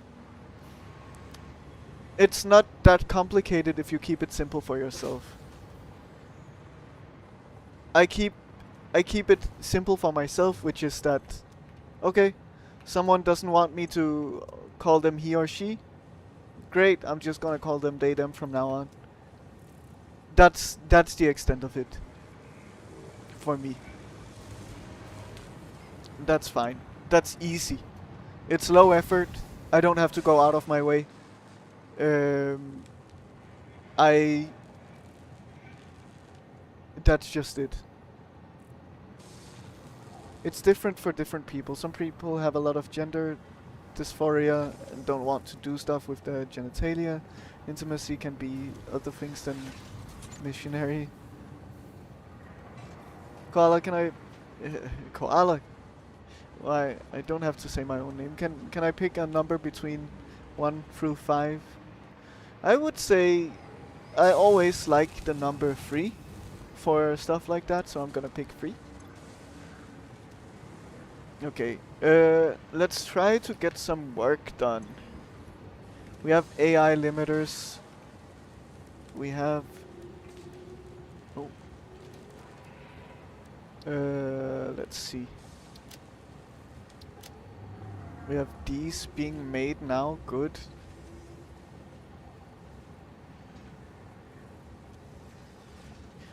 Well, it doesn't have... You're trying to make it complicated yourself, Garden Elf. You don't have to make it complicated. And if you really want to get into the deep end of things, do some research. Don't depend on others to give you this information. Well, it's not logical for you. That's fine. Does it matter if it's logical? It's also not fully logical for me. What is logical for me is that people are individuals, people are people, and people want to be their own self. That is logical for me. And it's also logical for me for people to want to be respected. It's also logical for me to respect people. And thus, that's why me respecting people for their choices, life choices, is logical for me. Um, I don't have to go into the deep end and understand what is the difference between sex and gender. I don't have to understand why do people struggle with this. I don't have to understand uh, why non-binary exists. I don't have to understand what non-binary means. What I do have to understand is that someone just prefers to be referred to as something other than he or she, and I'm gonna respect that. That's it. It doesn't have to be more complicated than that. It's very, very simple when you think of it that way. And it's super low effort. It's not difficult. Um, so I also don't understand, and it's also I also don't feel like I have to understand. It's not my choice of life. It's not how I feel. Like I consider myself a man. I'm he, whatever. I also don't care if people call me she, they, them, whatever. You can call me whatever you want. Uh, but I I could understand if someone came up to me and said something um, that would consider me opposite gendered, let's say. I would be confused, and I would be a little like affected uh, mentally by that. Like, what? Why would someone make me feel? Why does someone immediately think that I'm the opposite sex? That's weird. And I would think, do I look like a girl? Do I look like whatever? Um, but uh, generally, I think it's just important to think of the individuals. That's it. Uh,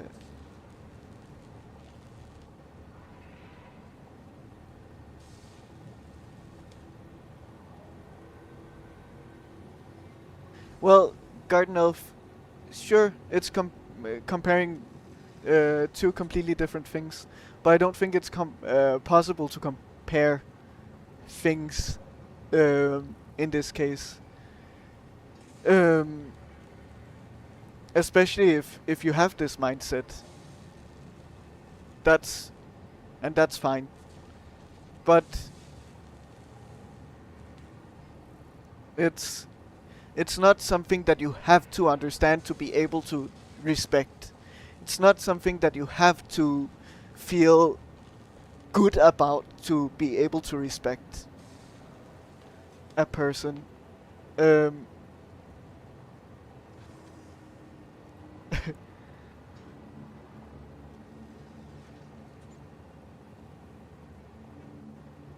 so it's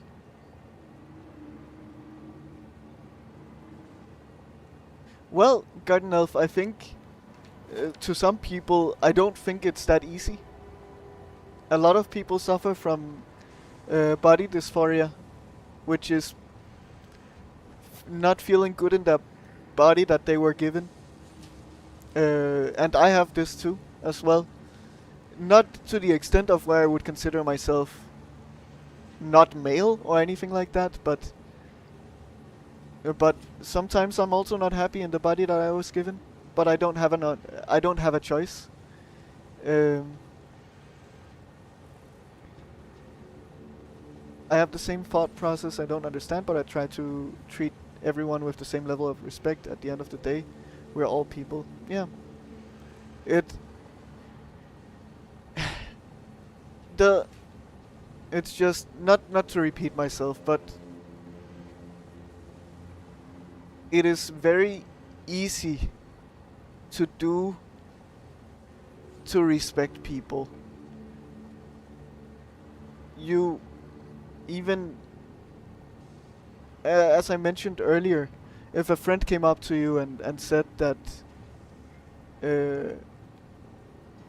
said that you had done something wrong to them, that you had said something that hurt them.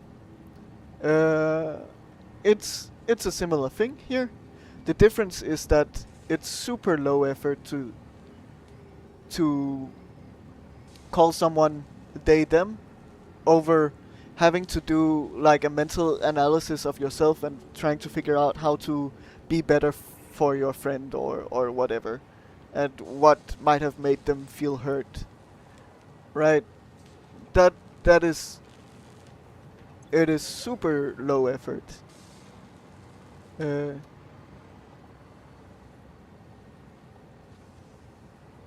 so, and you also don't even have to be understanding to treat people with respect. You don't have to. You don't have to put hours upon hours into researching it. You don't have to understand it. You don't have to logically feel a certain way about it to be able to respect people. You can also disagree with your friend that you weren't uh, being like, let's say your friend had said that um, that you had, I don't know, maybe you have like playful fighting, like just a quick punch to the shoulder or something like that, just for fun, because guys are guys, I guess. Um, and that had started becoming a little too much for the friend. Um, you don't feel like it was too much, but won't you still go out of your way to make sure that, okay, you do this less? Um, and this is a lot more mental work than just calling someone they them. Sure, it's for a friend. Whatever. You're gonna be more likely to put in more mental work for a friend. Sure. But you're not putting any mental work into calling someone they them. At all. And like Plump said earlier, people who are non-binary understand that people make mistakes and people say he or she, or people might assume at first and say he, she. Then it's up to the person to then correct you and say, well, actually, that's not fully correct. And then, okay, sure. Then you just go by whatever they want and say that instead from then on. And it's not difficult. You don't have to understand it. You don't have to put. You don't really have to put in effort.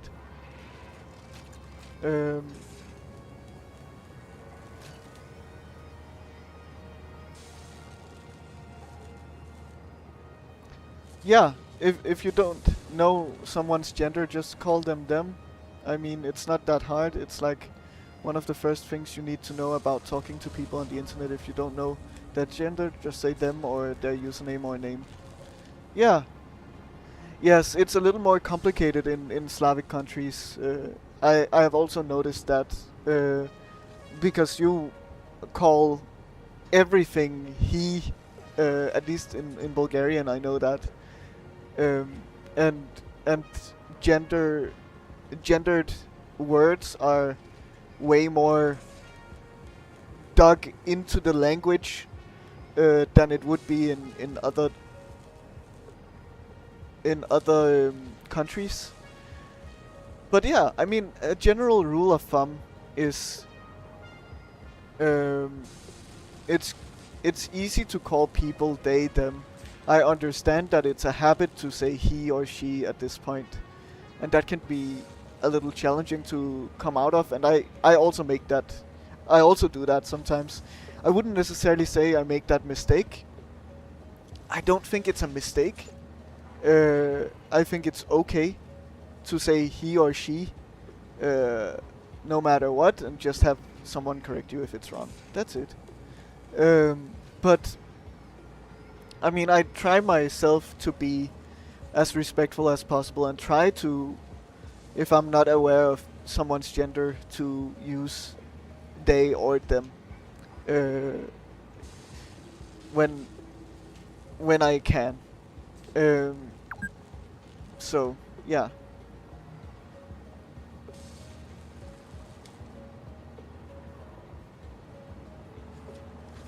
even the language proves there aren't words for these people because they weren't common while languages were forming. So it has to be improvised now. Well, I mean, um, as mentioned, Garden Elf, Poland is one of the countries that are leading in terms of this way of thinking, and so I I also think languages evolve and change over time. The Danish language has changed so much since Hans Christian Andersen and The Little Mermaid were made.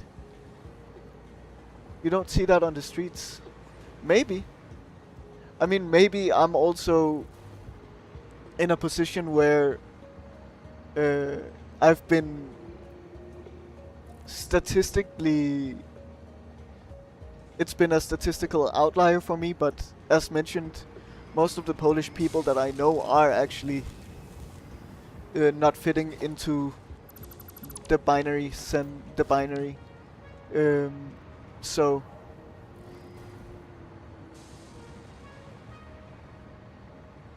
but it's also not something that you see.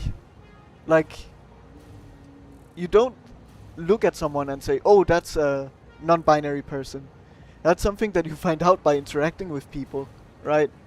Uh, so, so that's also a case. Interesting. Maybe read now that Poland, compared to Denmark, has very little non-binary. I guess maybe it's just non-binary people reading that there's a lot of support and wanting to escape a place that is not as supportive. So maybe that could be the case.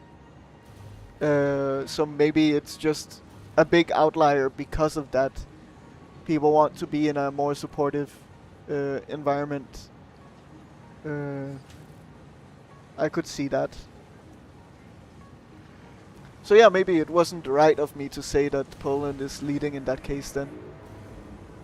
Um, okay, so let's try to get a little bit of work done. It isn't that all. Yeah. I surprised you. Yeah.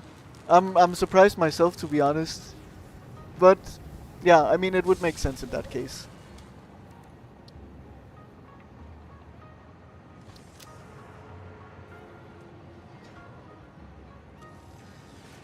Okay, so we have these being made. Good. Then we need to make supercomputers now. And that should be quite simple.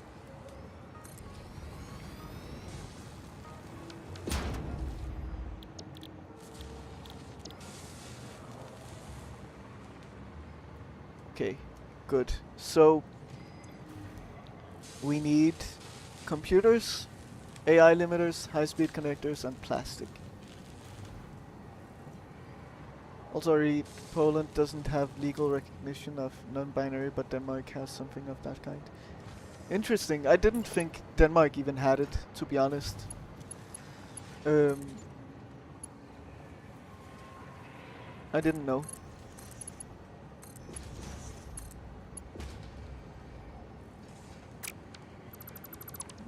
Let's go to here. Can we go like this and then in like this? Cool. That works. Let's go splitter.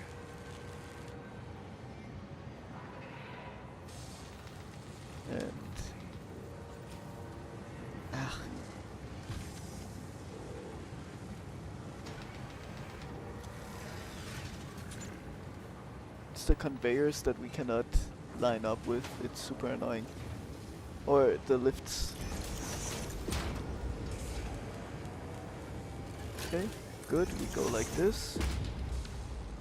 That should work fine. And then we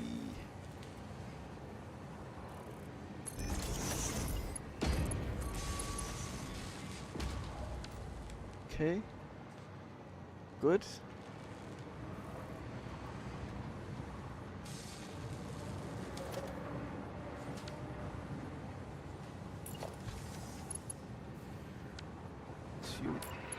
Okay, we can go here.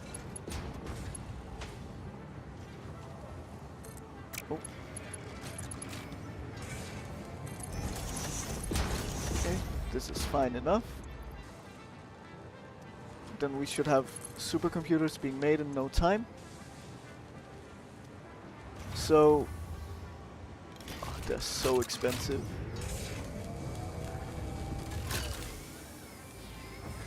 Okay. So then we need to make these. And that's the last step. Put you in the middle.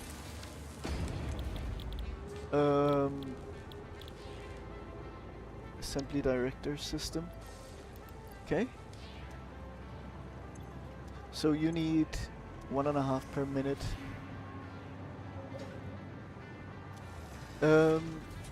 You make 2 per minute. So we can go down to 0.75. Yes. Okay. That's fine. Let's put you in here. And supercomputers, we need to make 0.75. 0.75 divided by 2. Yeah, it was indeed a long topic. Yes. I mean, Garden Elf, the main takeaway from it is simply remember everyone is human and everyone likes to be respected, and you also have certain ways that you can feel respected and that you would prefer people to do around you and for you as well. And that's simply it. 114 divided by 2. Okay, good. And 0.76. 0.76 divided by 2. Good. There we have it.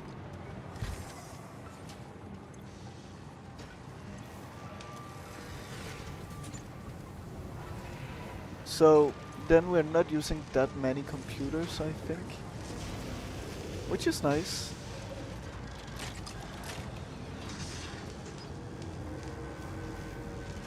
Yeah. I mean, we're still using a good amount. What about actually making the thing?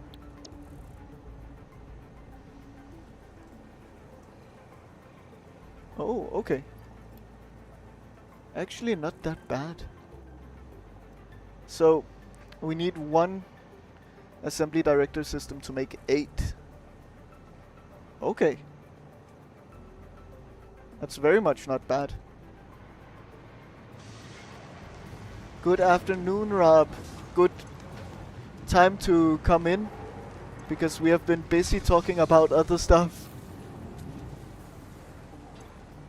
than playing the game. So fantastic time. Hope you're doing well.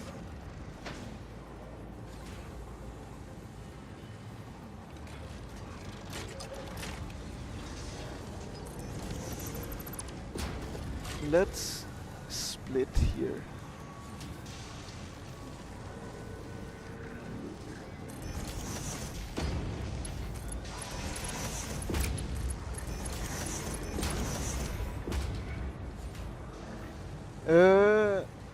You know, I didn't expect that for the first 45 minutes of my day I'd be listening to a streamer going on a tangent about transgender and non-binary and all different types of weird stuff. Weird stuff. Yeah, I mean, I also didn't expect it. I just also want to make sure that people can be respected as people. Um, that's my main goal.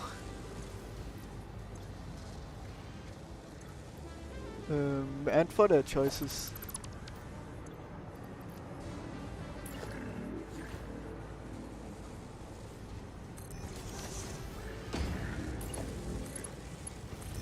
Okay. Yes. How am I? I'm good. I'm good.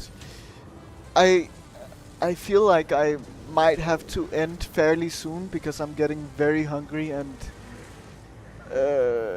well, there was mold in my bread this morning, so I didn't end up eating anything. So I'm getting a bit shaky. I'll keep going for a little bit, but it won't be long. Yeah, so mold is not very nice. Um, yes. Don't torture myself. No, it's fine. It's fine. I'll be okay. Um, Bread boy is scared of mold. Yeah, don't get it get you. Don't let it get you. It can be dangerous.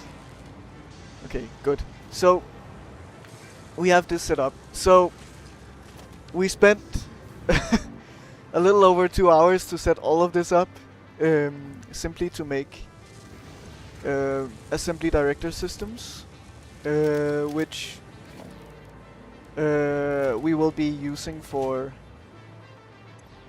the biochemical sculptor.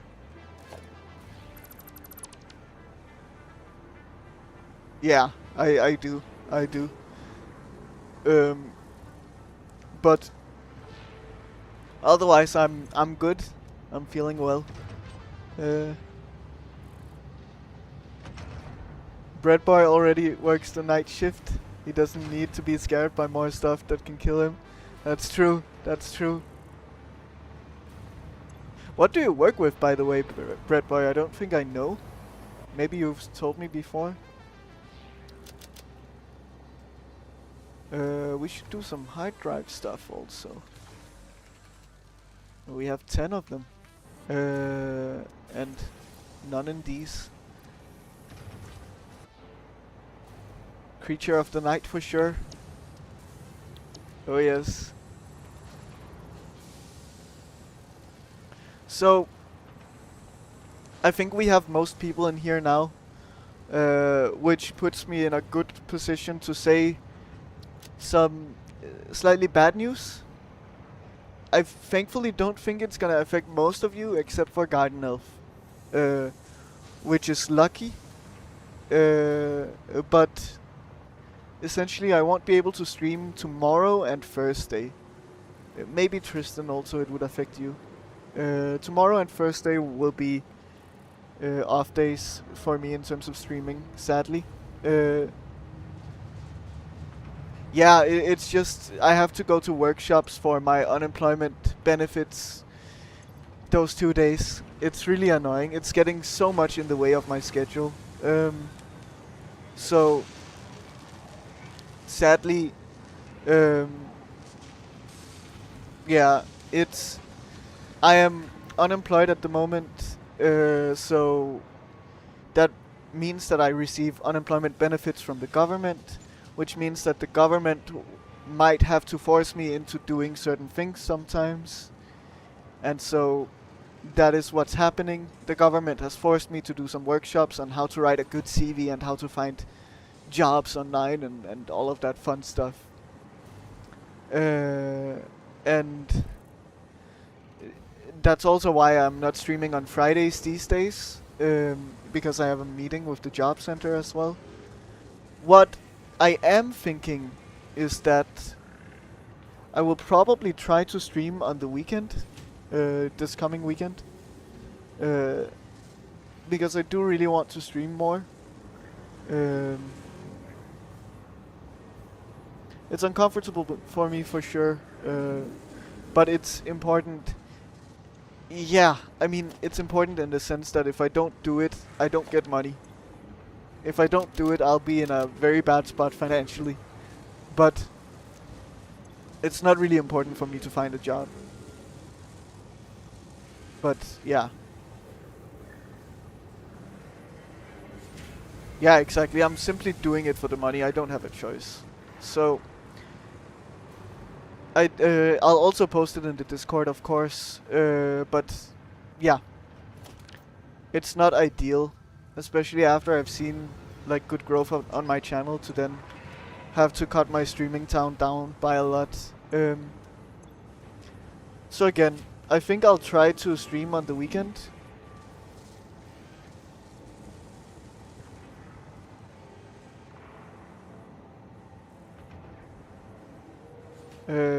So yeah, well, also there won't be a stream on Friday. So basically Satisfactory IRL. Yes, I haven't gotten to your message yet, Bread Boy. I will read it soon. So the reason why I say that it won't affect most of you is because you're coming in for Satisfactory anyway, mostly, and this only affects my Diablo 2 streaming. So no, nothing was moved. The thing that I have on Fridays are meetings with some consultant. The consultant has put me to workshops, 2 workshops, which both will be this week on Tuesday and on Thursday. So I will be off streaming Tuesday, Thursday, and Friday this week. So it's a lot, and I really dislike it. But yeah, I don't have a choice.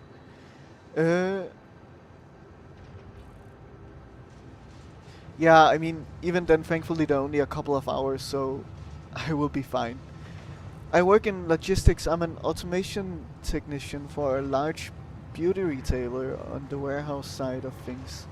So I mainly deal with conveyance systems. Interesting. I haven't seen it being written that way.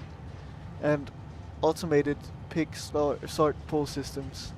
That definitely does sound like Satisfactory in real life. Pretty much, except IRL conveyors are much more fuzzy than the ones in game and need frequent attention. Oh yeah, real life is affected by physics, unlike Satisfactory, right?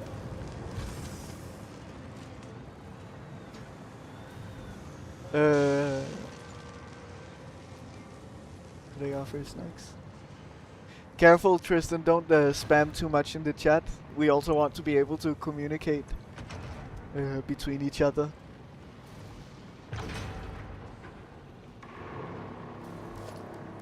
Like Satisfactory pipes, IRL, yes. What are you? You're thermal propulsion rockets. Okay, good. So we have these. We need to make 1,000. So 1,000 divided by 8. So we only need 125. Is that really correct?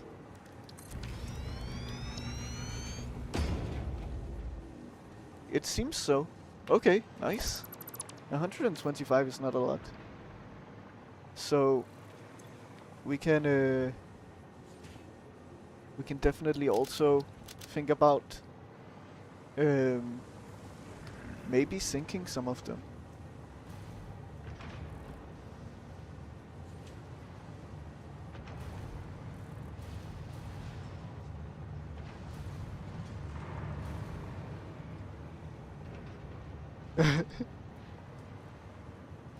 Who is a photographer now? I'm confused.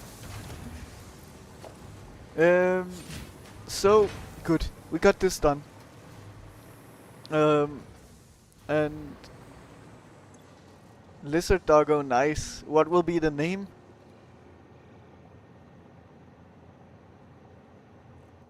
Okay, good. What do you got for us, Roger? Some remains? Thank you for taking care of the spitters for me. Exactly, but that's my job. I'm a preventative maintenance type of worker, so I'm trying to catch the issues before they even become problems. Yeah.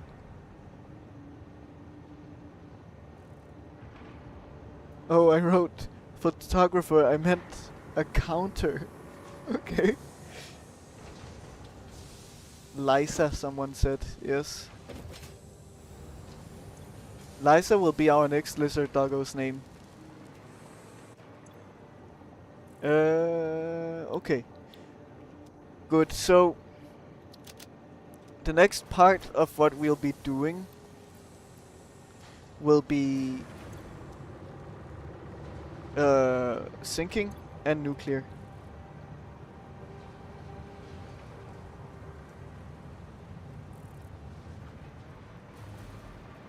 Why did I name it Plump?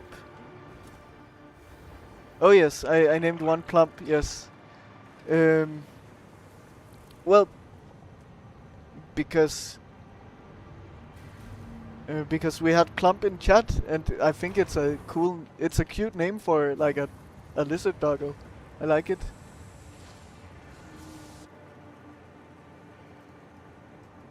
Oh god, walking them is so annoying. They lose. They have such a short attention span.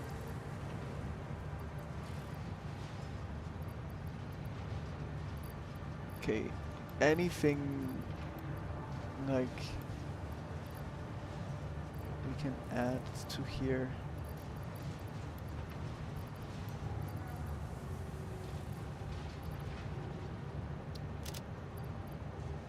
Such a short attention span, that's the word that I was looking for. Pathing also isn't the most reliable, yes, but they're so slow, they don't want to walk at your speed, and then they lose their attention, then you have to pet them to get their attention back, and all of that. They're super annoying. Good. I think we have everything added that we want to add. So let's just sync the rest. Let's sync turbo motors also, sure. Some cooling system and fused modular frames, why not?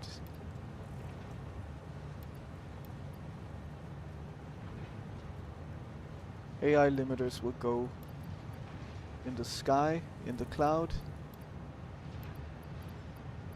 Okay, good. So let's see how this will go. So 144 at the moment. Crystal oscillators are not particularly expensive. I'm surprised. Okay, we got a new hard drive done. What will it look like? Heat exchanger. Ooh, that doesn't sound bad. Okay. Electrode aluminum scrap. Interesting.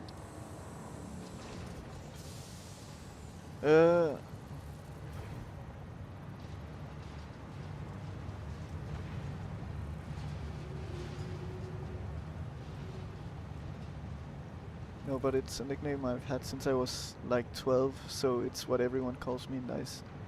Maybe, but they're non-binary. Thought it was your legal name. Plump would be a weird legal name, I feel like.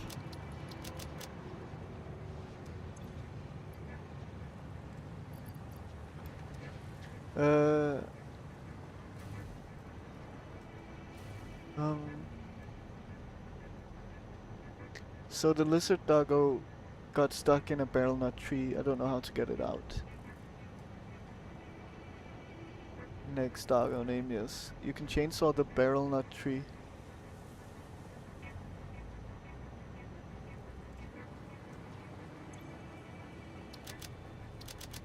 Well, I think like most people, including yourself, we just have nicknames on Twitch.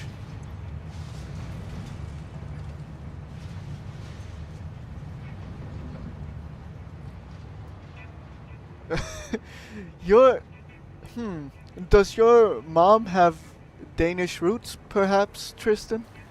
Because that is very Danish. Klump is the Danish way of pronouncing that.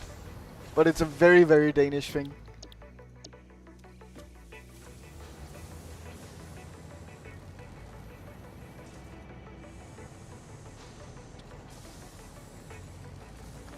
I worked with a lady. The legal name was Cricket at a past job. That's also definitely weird. Um, every road leads to Denmark. Yeah, I mean, even the New Zealand guy who came in here a few times um, is has Danish roots. God mode.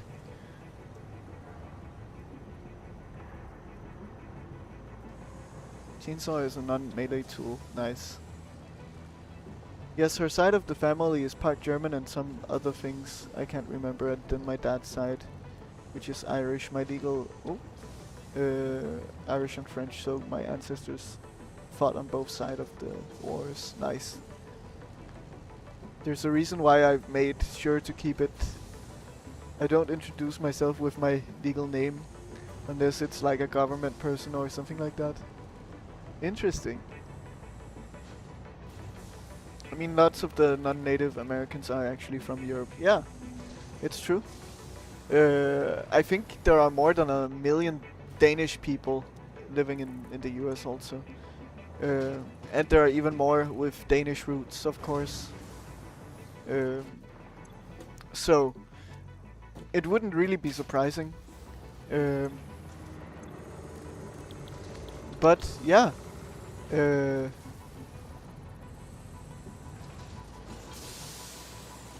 It's a lot. German is a bit less common, I think. Irish is very, very common. Surprisingly so, I found out. What else? French is a bit common. Scottish as well, also. I think it's mostly like UK, Great Britain based. That is the most common. Of course, you also have Spanish, but that's more towards the south. Dutch, yeah, Dutch definitely.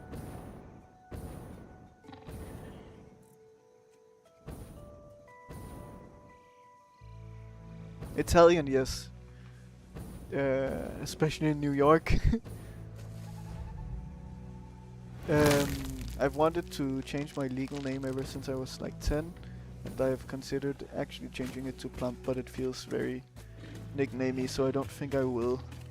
But I'll probably always keep it as a nickname, because I like it and most people know me by it. Yeah, makes sense. A lot of my friends have nicknamed me after one of my middle names, which is also interesting. But that's because my name is my first name is so common in Denmark. You can see it down here. That's my first name.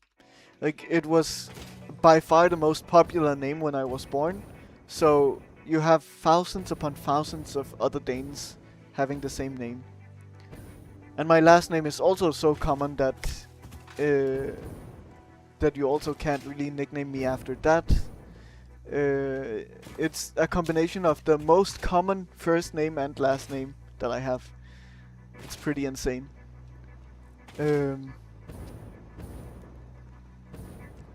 So people have to find ways of nicknaming me otherwise. So we should add these supercomputers actually to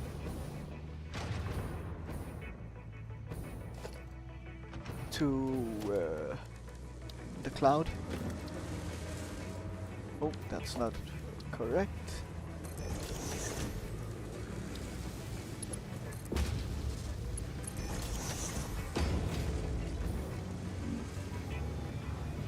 Yeah, Breadboy is American.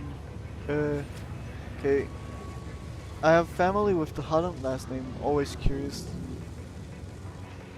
how that came about. Yeah.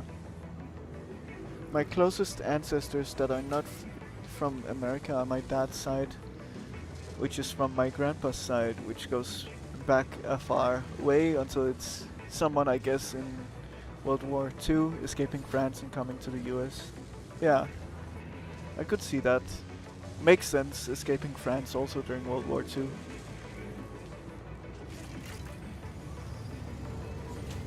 Uh, Mine is also a very common Swedish name, so I've always had a lot of people with the same name around me. Yeah, an uncommon last name. Yes, I'm with a very Polish name, but I am also an elf. Can I identify as an elf? I know that's what makes it kind of confusing, like from the country of Holland or just a long-running name from another European nation. Yeah, I don't know. It's interesting for sure. Holland is just part of the Netherlands, not the whole country is Holland. Yes, it's like the region where Amsterdam is and other parts. But yes, it is confusing. Even in Denmark, we call it Holland. We don't call it the Netherlands. Uh, like legally and all of that. So on maps and things. I used to have an Estonian last name from my dad's side, but my mom and I changed to a family name from her side in 2020 because it would disappear otherwise, and we wanted to preserve it, and it's pretty uncommon too. Nice. The the mention of Estonia makes me want to tell some interesting history about Denmark. I believe that Denmark has the oldest flag. Let's see. So, yes, the Danish flag is considered the the oldest continuously used national flag. So that's one thing.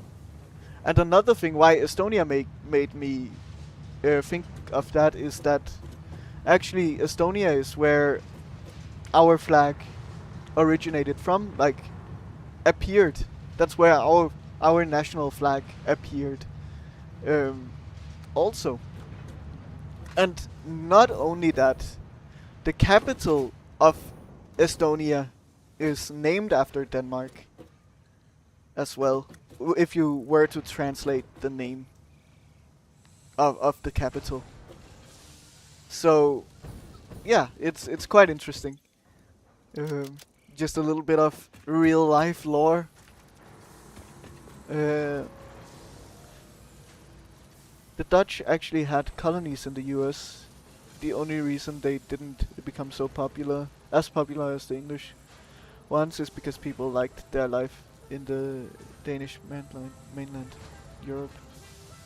I'm guessing you meant Dutch, not Danish, right, Tristan? Um, but yeah, uh, Tristan and Breadboy can come to Europe and look for your roots. Yes. Yeah. Um, no, it's just quite interesting. It's a little bit of stuff you might not know because it's not commonly known outside of Denmark. Obviously, Denmark it's very well known, but Denmark is such a tiny country that no one knows about it. Pretty much, they like to nowadays they like to come here for tourist season, but they don't know the history of Denmark. They only know um, H.C. Andersen, Hans Christian Andersen, and the Little Mermaid, all of those fairy tale stuff that he wrote. Um, but that's it. And I mean, it's a beautiful country. I don't find it that beautiful anymore, but I think that's just down to me living here for all of my life. I find it a little boring, but people find it beautiful and love it here. So there are a lot of people coming for uh, touristic purposes, which is nice. I will keep it for America's Next Billionaire when I participate, yes. Well, Garden Elf, I would love to do that, but my only relatives that we know of from our French side only live in the US. We don't know if anyone else that could be part of our family tree is. We only learn about all the wars and fights between Sweden and Denmark. It's true. Oh, I don't even know that name, Plump. Do you know anything about Polish history? Yeah, I know a little bit, and it's not a nice history that I know of Poland. What I can say is Denmark might have also have the world record for fastest capitulation to Germany, which is interesting. Um, so that's also something that I can mention that I think is a little more well known. But Denmark was invaded by Germany during the Second World War and capitulated within a day to the Germans. Not because they were necessarily overrun or killed or anything like that, like a lot of casualties, but simply because they wanted to avoid fighting. And well, it led to a lot of good stuff. Not a lot of people died. Also, the Germans respected the Danes because they had more of the genes that they considered superior. So it wasn't bad to be under German occupation at the time. Which also meant that we had a lot of leniency. And also made it possible for us to evacuate most of the Jewish people outside of Denmark into Sweden, I believe, mostly. So that's also an interesting fact and very nice. So we capitulated immediately, which sounds very bad, which sounds like, oh, we were completely destroyed with weapons and all of that. But no, we just simply raised the white flag and said, okay, just take us over to avoid any unnecessary casualties. And that ended up for probably the better.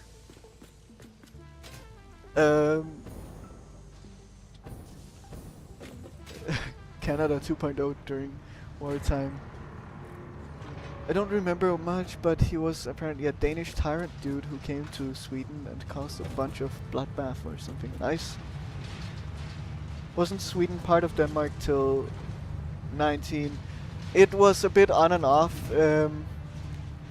but mostly throughout history, Denmark and Sweden have shared kings. Maybe not most of history, but a lot of history. So yeah, that's a thing. And sharing kings basically means that you're under one ruler, right? But I don't think it was until 1900s. I think it was like until the 1600s, something like that.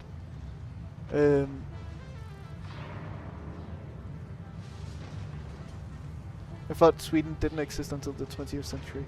I think Sweden is actually a little older than Denmark.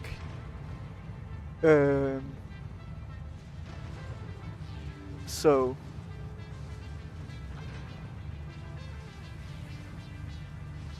can you DoorDash me some Hardee's? Oh, I wish I could have some food delivered right now. I wish I had that kind of money. That would be nice.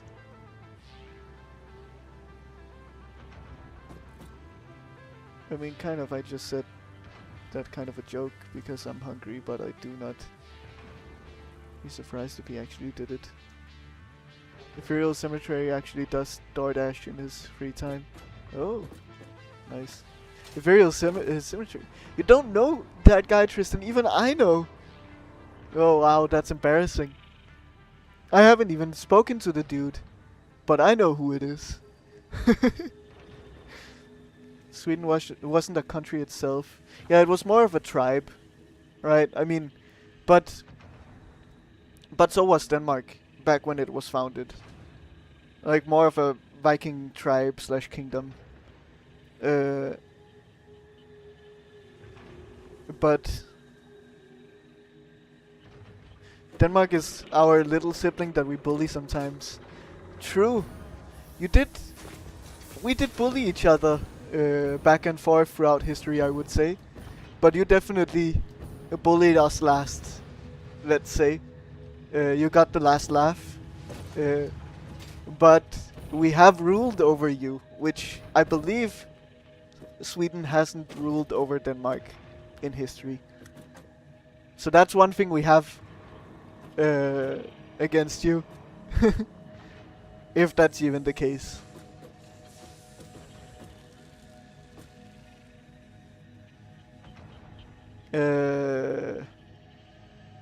But you did end up taking significant land from us last time you bullied us. So, from how I see, Sweden on the news, Denmark is doing better. Sweden doesn't have the good reputation.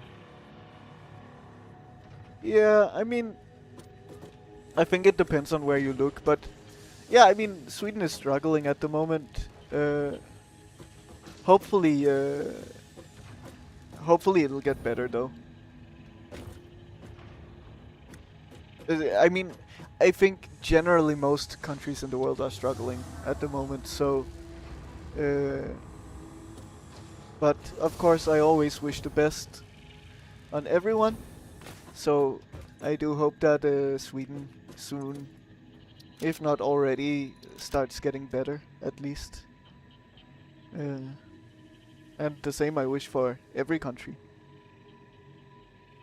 From gender studies to history. Stella Doodles. Hello, fellow Lego brick. Hello, hello. Yeah, another Dane, I'm assuming then, also. Legos are from Denmark, in case you didn't know. Our proudest invention ever, probably. Well, welcome in. Nice to see you. Hope you're doing well. I haven't seen you in here. I don't know if you have lurked around previously, but welcome in. I think it's a lost cause. Sweden isn't what it was in the 70s and will never be. Well, I think it's tough to say never. You can never say never. There are places that have made comebacks throughout history who you would have never expected them to do so. So I prefer to keep an optimistic view over a pessimistic view, generally. I just found you. I saw first playthrough, so I joined to see if I could help, but you're further than me. Yeah, I see. Yes, I'm very far, to be fair. It's a bit of a rough spot to come into the stream for the first time. What I can say, if you're truly interested in earlier in the playthrough, I do upload it episodically on YouTube as well, so you can go through the early stuff. But I also understand if you prefer a more chatty, engaging environment than that as well. But you have that option at the very least.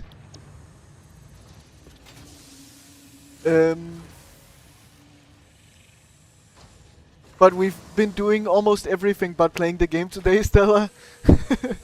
That I will say. I read the statistics and expected ongoing issues in Europe. He is a wonderful Fixit employee for the puppies and kittens. Oh yes, for the puppies and kittens. Well, true Garden Elf, but statistics don't explain everything. Can't predict the future also. That's what I would say to that. You cannot say, oh, statistics tell this. That must mean that it will go downhill. So... Oh, I don't know that place, Tang. It sounds like a place that would be in Jutland, though.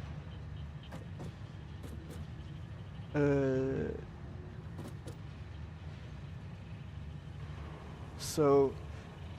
Yeah. You're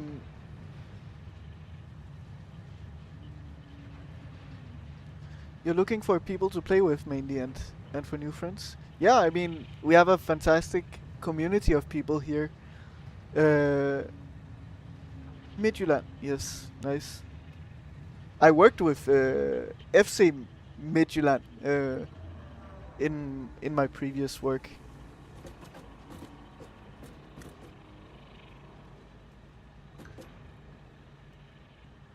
So yeah, it's a fantastic community, and most of us like Satisfactory. So I think there is a decent likelihood that you can find someone to play with. Uh, it. I'm sorry to already reject you here, but it'll likely not be me because I'm a busy guy and I need to focus on finishing this playthrough. All Fix-It employees save the puppies and kittens by only getting to Phase 2, as we are able to craft vehicles that launch the puppies and kittens into space. Then they will orbit the planet for a while and then go into the sun, making their existence in their end peaceful.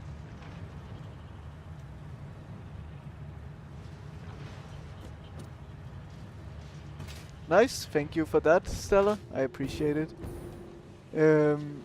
Yeah, so I mean, I myself am busy, but try to reach out, see if anyone's open for it, and yeah, it could be fun.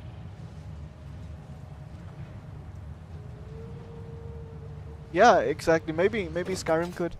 That's true. Uh, she's also in the Discord server. You could try it out. Reaching out.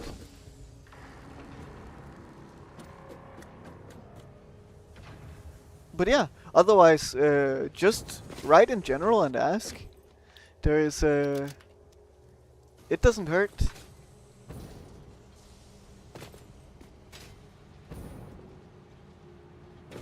Oh, hello, mister. Nice to see you. Yes, no problem, no problem. Hope you're doing well. And congratulations on your fantastic drop the other day. Uh,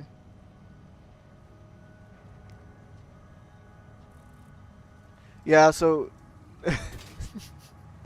oh god. Yes, a gaming session. Okay. Getting a bit distracted here. So, what is our next task? Our next task will likely be looking at nuclear. Because we have this set up now for the final part of this, which is good. And we're getting ever closer to what we need even. I think in the case of Tristan and maybe Breadboy, it might be a little difficult because they're from the US. Unless you have a completely broken schedule yourself, it might be difficult to figure something out, but maybe.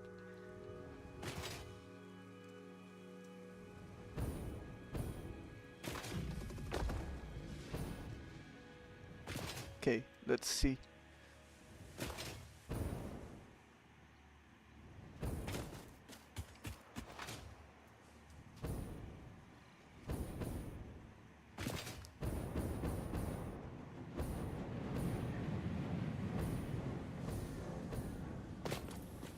May I ask why there is a bunch of asterisks?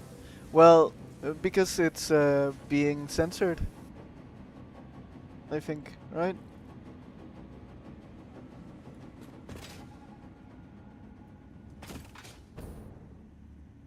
I think because there is a word that the chat would rather not display. This water looks weird from the side.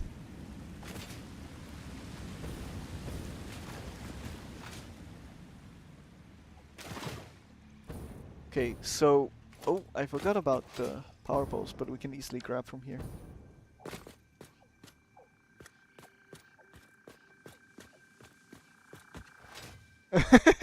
Yes, Garden Elf is the one that wants to date with Tristan.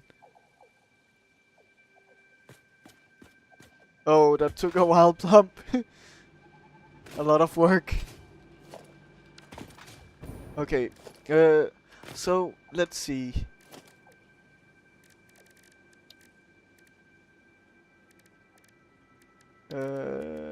Nuclear power plant. Good thing that we're adding the... That was also the point of adding the supercomputers to the cloud. Was this. So, what do you eat? I don't even know. Produces nuclear...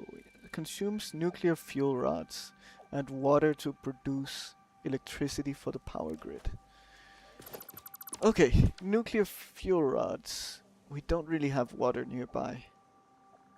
This is the best that we have, I think. Nuclear... it doesn't show. Fuel rod. Uranium fuel rod. Okay. That requires this. Encased uranium cell.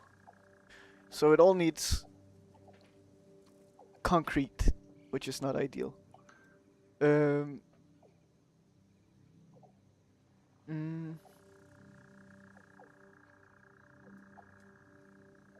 I have a lady. The attention span in this one was extremely short, but I got a power slug from it. Nice. Amazing.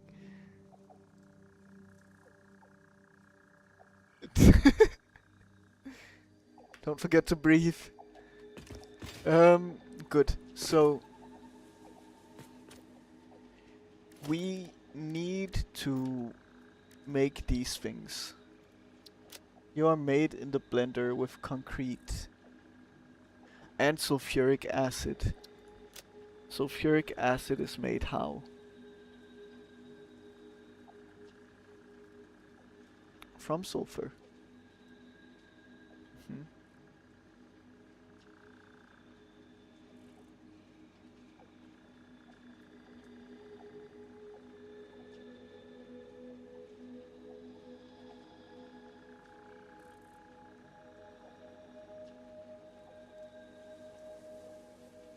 Oh. I'm sorry guys, there will be an ad break in 3 minutes. I apologize for that. I don't want to be running ads on my channel, but Twitch is forcing me. So, just to make you guys aware. Especially you, Stella, because you're new in here. I'm not a greedy guy. I think. I hope so. I just don't have a choice.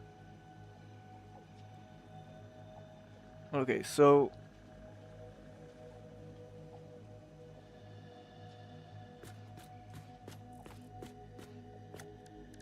sulfur. Let's look for sulfur first. And it's far. Very, very far.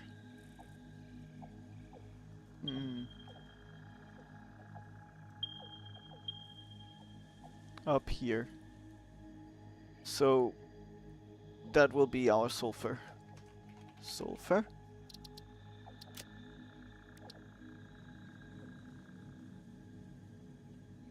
Sure, that's fine.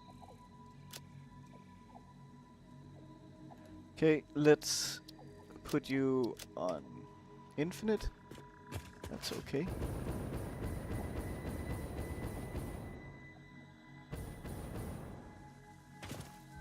I built a coal power blueprint and then I realized that I already had one. Oh. I am Sofa King awesome. Welcome in, Terry. Welcome in. I saw that you were streaming a bit on the weekend. Sadly, I didn't have time to join. How did it go?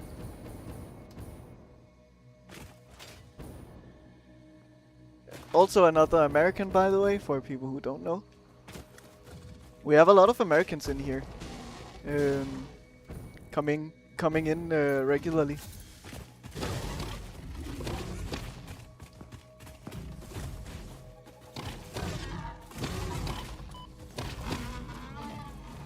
And also a few Danish people, but I think that's down to Twitch wanting to recommend local streamers to local people.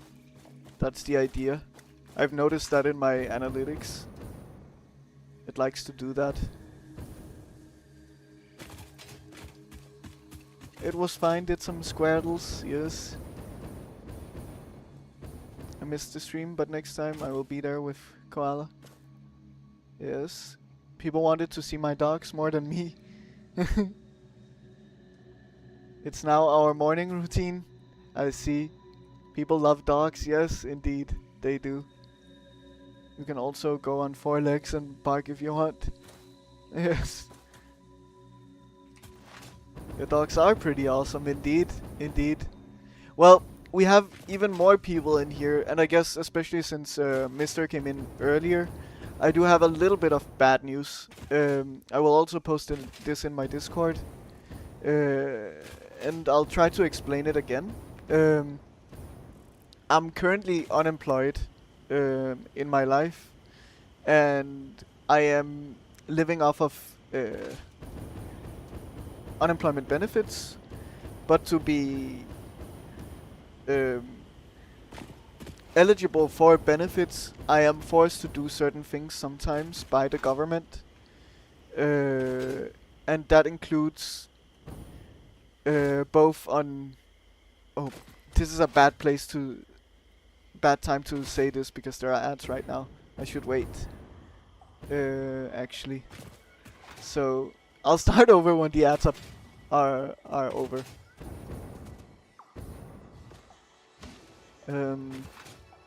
But let's get this sulfur. Yes, we should be fine. I give a lot of personal info. I wouldn't say so. I mean, there are so many thousands of people like me. It's not really. Okay, Stella, that's nice. I think often ad blocks do help to make you not see ads. That might be the case. Maybe Twitch also doesn't show ads sometimes. But just know that really it doesn't affect me a lot whether you see ads or not. I make a few cents per ad, so it's best if you guys don't receive ads because it's not worthwhile for me at all.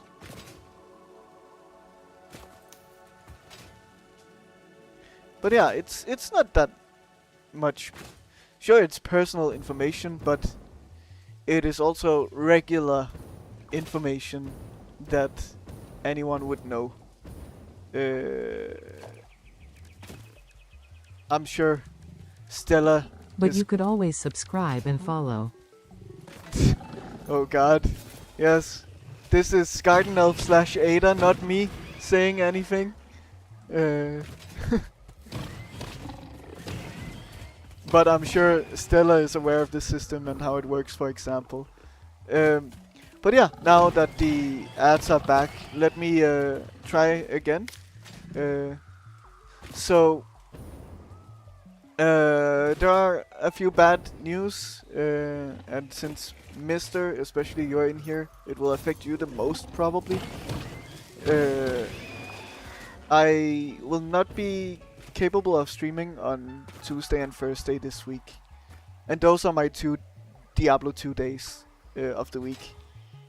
And this is simply because I'm unemployed. To be eligible to earn unemployment benefits, I have to do certain things that the government tells me to do, and that includes a couple of workshops this week. Oh, come on, you can. Did you take it already? Oh, you did? No, you didn't. Please, just yeah.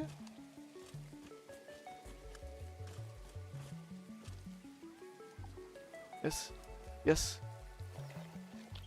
There we have it. So yeah, I have to attend a couple of workshops this week. Then also I have a meeting on Friday. So yeah, it's not ideal. It's not fun, and it affects my streaming schedule a lot. Do Nova next. Okay, we can do Nova. So yeah, I'll probably try to stream on the weekend. I'll see how that goes. To kind of make up for it a little bit. But also because I really want to be streaming. So it feels bad when my schedule, when I'm not capable of following my schedule.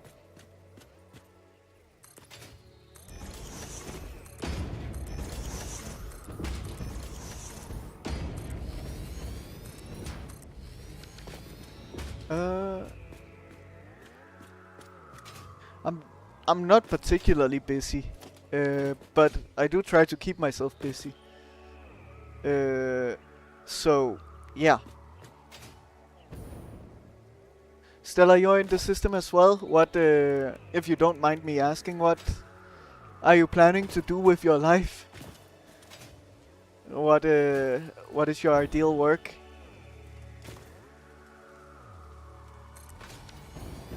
It's also okay if you're not willing to share. Perfectly fine and understandable. But I'm always curious.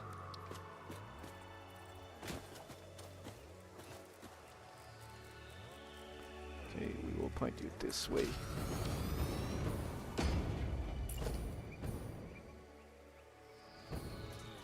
Oh, it's the name of your old dog. It's quite interesting because it's also the name of a family dog of mine. Also not a very common Danish name, but I would be in the same situation as well if I hadn't gotten into the Masters. Yes, it's very nice, and again, also congratulations on that. Nova is also a family dog's name in my family. Right now I'm getting over a broken jaw and broken back. Oh god, that sounds very serious. But I'm gonna do some arbejdsprøvning that starts in August. After that, either flexjob or førtidspension. Oh, that sounds very bad. I hope you'll be all right.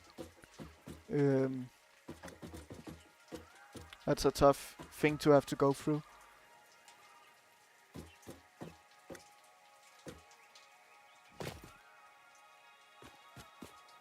Oh, yikes. Okay, I'm very sorry that you had to go through that.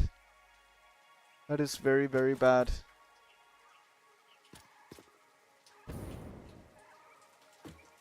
Garden of maybe, I'm not even sure about that. I don't know how Denmark is with suing. But, dang. That is, that is some of the worst that I think that I could imagine putting someone through.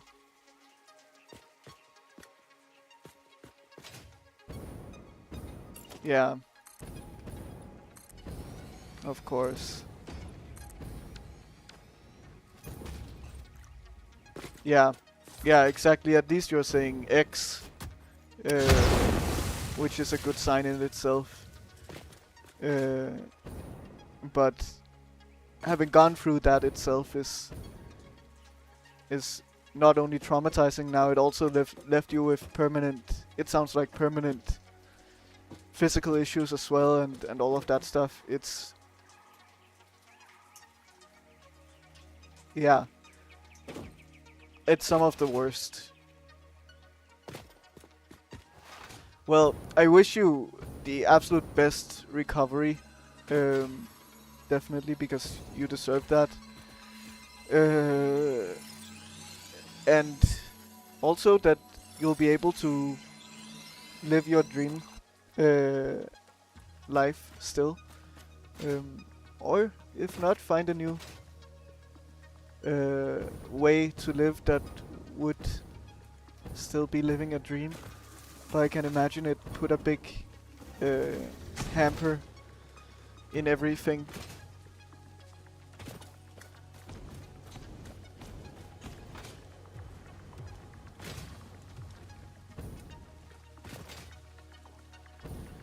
Yeah, I mean, well, Garden Elf, sadly the terms that were used does sound like it is kind of permanent. But maybe.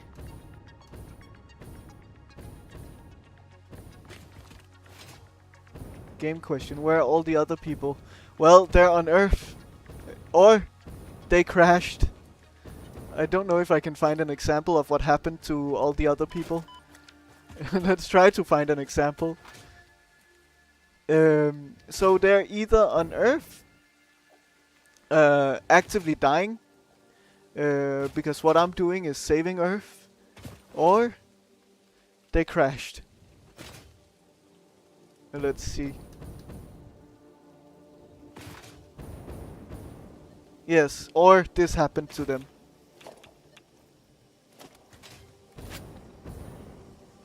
I don't have any ammo. No. So that's where all the people are.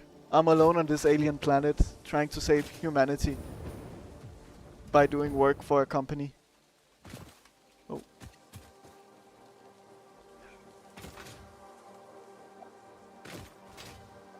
They're trying to get me a CPTSD diagnosis, but it's unlikely I get it because the system don't give.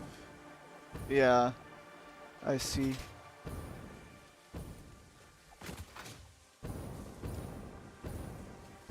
I'm surprised it's that bad for, like, mental assessments here. That's very sad.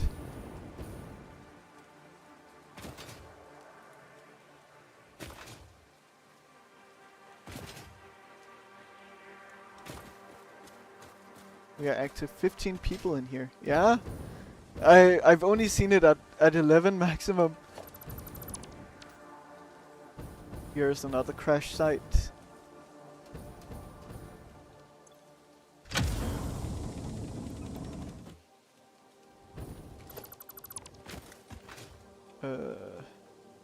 Let's see.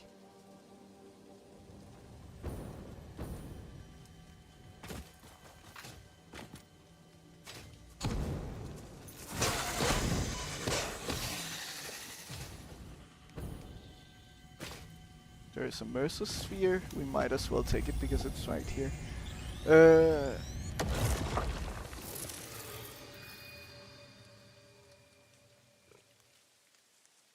Okay.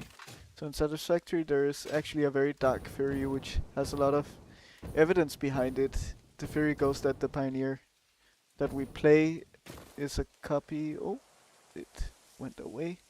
Is a copy of the company's founder that you hear about every once in a while. We can tell this because of the biomass replicators we're forced to make at the very last stage of the space elevator. Interesting. Over here, if you have autism, they will blame any other diagnosis on that instead of the actual problem. Because it saves them money. That's insane. Yeah. Wow. Autism is one thing, but post-traumatic stress is totally different. Yeah, indeed. I mean, I have a family member of mine, my aunt, who was diagnosed with PTSD after an incident at work. And that doesn't sound as bad as what has happened to you. So there must be ways, and this is also in Jutland, I believe. So I think somehow you need to get in contact with the right specialists, which shouldn't be the case. All specialists should be of the same opinion and same assessment, but of course, people are people, I guess.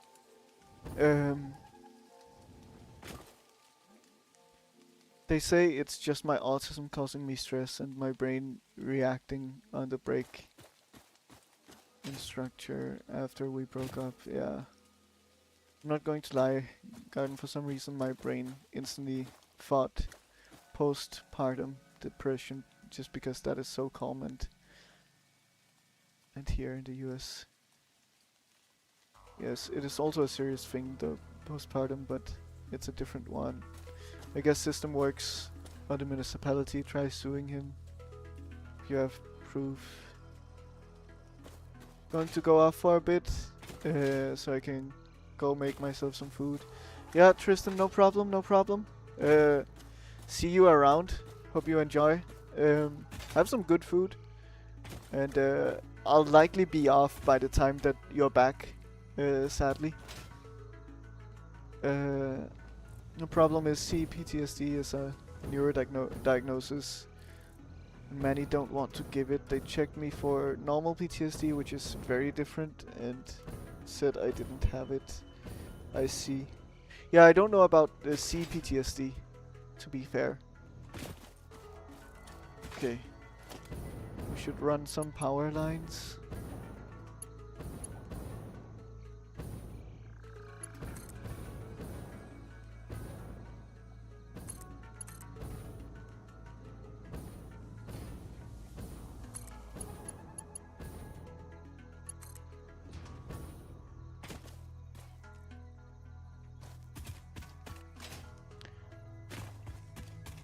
Complex, I see.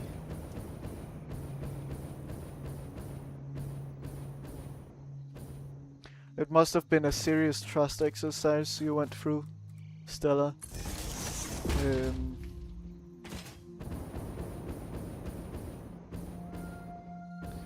I can't imagine having broken trust to that extent. And yeah, I mean, of course, it's way worse than just trust at that point. It's a lot more complicated. But still, to have to go through something from who you think, something like that from who you think is your significant other. PTSD is sudden stuff like war trauma and stuff. See, PTSD is complex PTSD, and it is from long-term trauma like domestic violence, abusive parents, and so on. I see. Yeah, I mean, yeah, I hope recovery is as quick as it can be at least, but I also understand that it'll be a tough road ahead.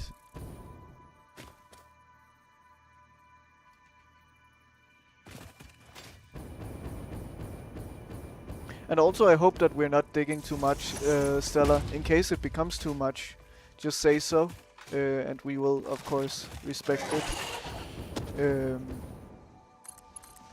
If you came to Twitch for escapism and just wanted to watch and chat about a game, also totally understandable, and we can switch the topic if that is what you would prefer.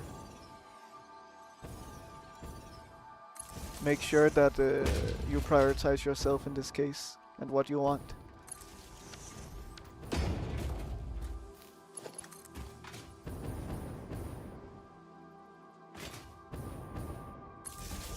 For how long? It's like a more deep-rooted, which makes it a lot more complicated to treat. Yeah.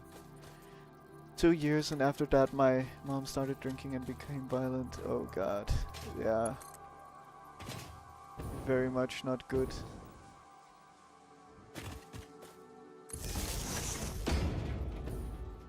Alcohol can really change people.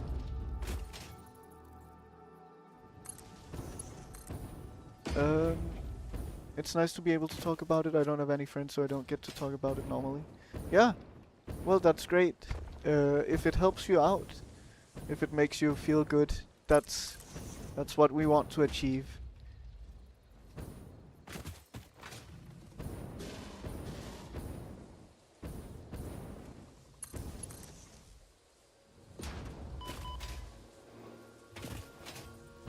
And I think if you're ready for it, making friends is the perfect way to also distract yourself. You need some bits of distraction here and there, right? Of course you need to deal with the mental aspects of it, but you also need to be able to get away from it sometimes and just escape a little and feel free in a sense. So if friends is something that you're ready for, I think that's a fantastic step to make. And yeah. So keep going that road if that's what feels correct. Keep following that road.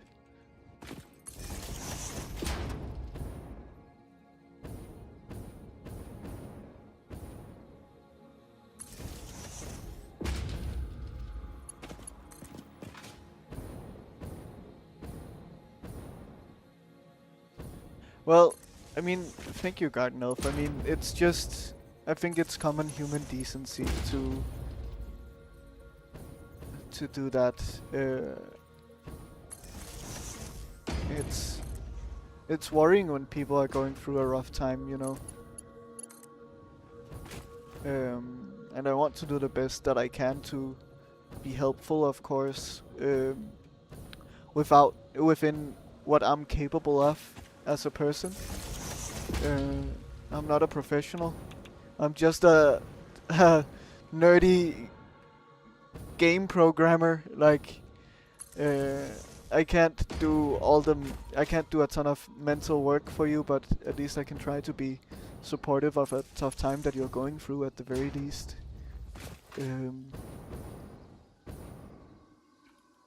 But I definitely do think that somehow finding a mental work professionals would be important.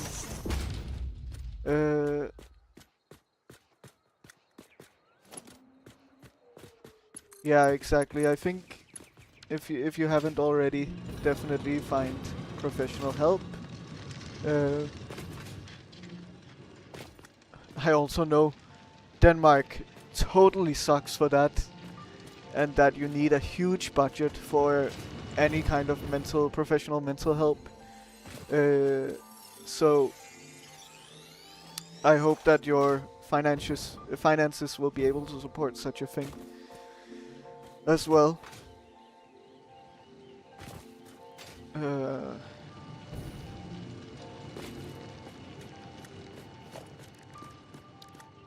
But yeah, take care of yourself and communicate the way that you want, do the things that you want, focus on yourself. Make sure that you're the most selfish that you can be right now, because I think that's what you need. You, to some extent, and this is not your fault, of course, at all, but you to some extent ended up in this situation because you were not selfish enough.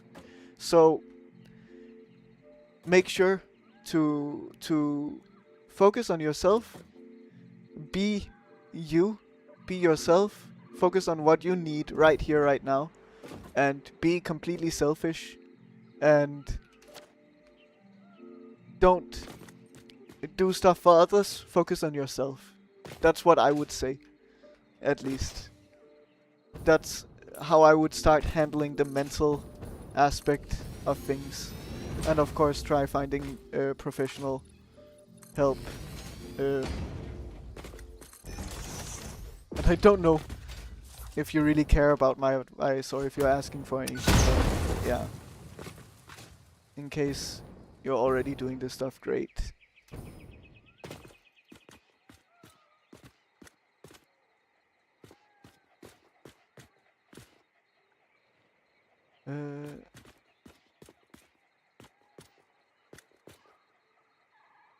We need to bring back public shaming. Maybe. I don't think it brings anything good, to be honest. The only thing good I could see coming from public shaming is someone being put away. But I mean, like, what else do you want from public shaming? Sure, this person will just become more angry, more uncivilized, and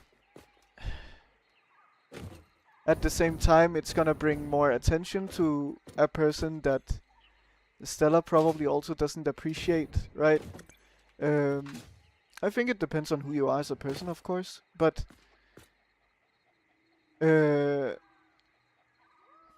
yes, no problem.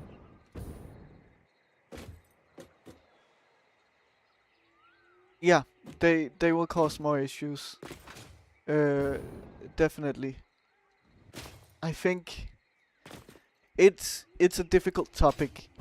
I think the only reasonable thing is to put such a person behind bars. That's that's it. Public shaming brings attention to a person who doesn't deserve it. Um, and it puts him more in the limelight as well. It gives the people being affected by this person a higher chance of coming across them again. Um, well, I've heard in Denmark you can sue someone for abuse. Yeah, I mean, I think you can sue someone for abuse in any country. Uh, oh, welcome back, Tristan. I'm still going then. But I suing someone is not simple. It's not easy. It puts a lot of strain, a lot of work on people, on the people suing. So, and it also brings up a lot of difficult topics, a lot of difficult situations that the person who has been abused might not be ready to, like, talk about and like think about. And it's it's difficult because of course this person deserves to be sued, definitely. And that's not what I'm saying that they don't, but what about the person suing them? What are they gonna have to go through by doing that? This person is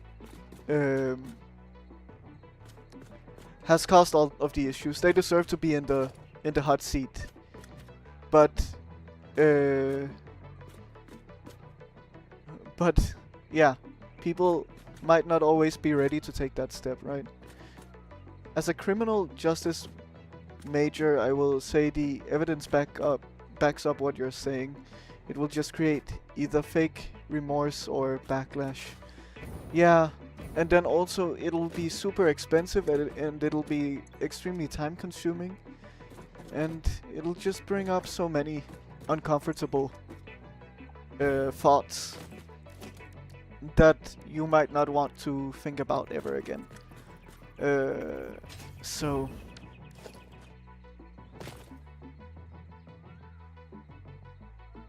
But these people will keep abusing. Sure, I understand. But you need to focus on yourself. You cannot stop these people from abusing. You can try to do your best, sure. And I can imagine that Stella has probably already done the best that they could for themselves. But you cannot live your life for other people only. You also need to do what's best for yourself. And so, if you're not ready to take that step, to do that, to potentially be helpful in the long run, maybe this is also a risk. Sure, that's good and all. You've done good, but you're also doing good for yourself by doing the best that you can for yourself. I'm mentally over it. I'm just getting over it physically. Good. That's nice to hear. So, you need to do things for your own sake, and not necessarily think about all the people that you could help by doing X, Y, Z. No. Think about how you can help yourself.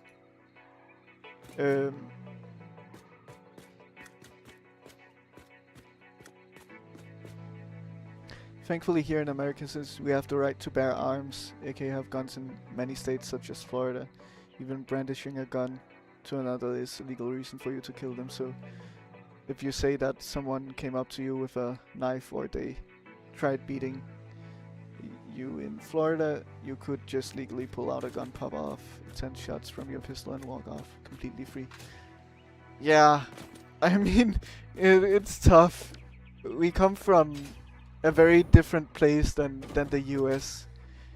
It is dangerous owning guns as well, because if this person had weapons, who knows what they could have done, right? That's also a thing that you have to think about.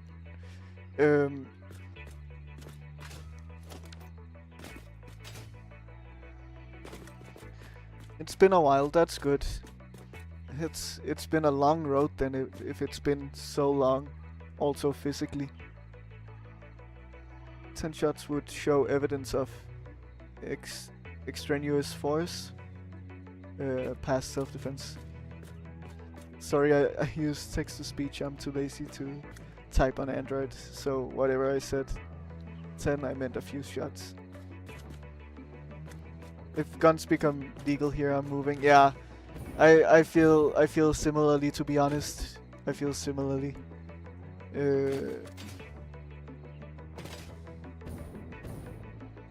It's a dangerous thing for sure. I think there is a big difference between the US and the rest of Europe also. Is that the US are used to having this right to bear arms in many places for most of their history. And so people have become more, let's say, used to it, and more, some people have become more civilized around it, and all of that stuff. I think it can be very dangerous to suddenly just legally allow guns and weapons like that in a place that doesn't have as much history, with the rights to bear arms. Though I'm not sure. I don't know, to be honest. I cannot know. But that's just like my logical thinking brain, at least.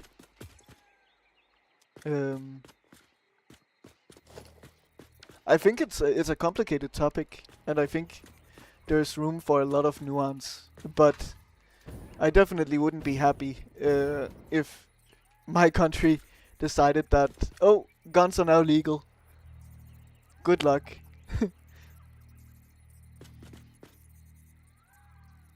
Honestly, I do think our gun laws here in America do need to be changed. Yeah.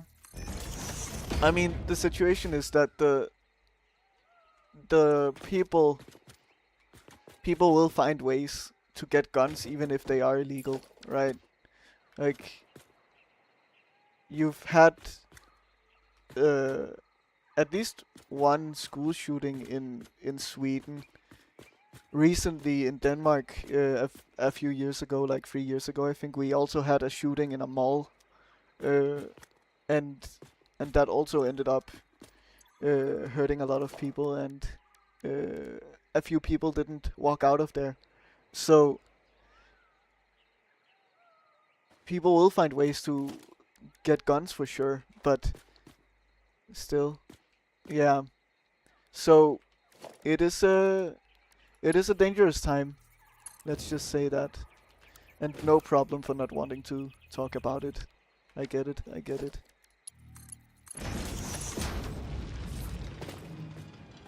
Okay, so we have sulfur. As Americans, we come out of the womb with cheeseburgers, gun, and bald eagles, yes.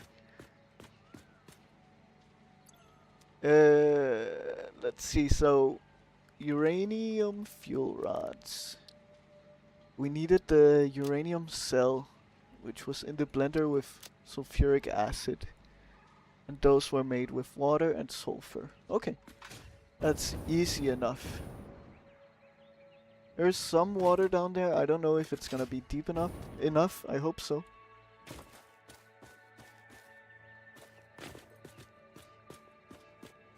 I didn't even notice that they were chunky. I can't remember how the others look. Oh yeah. I see. Interesting.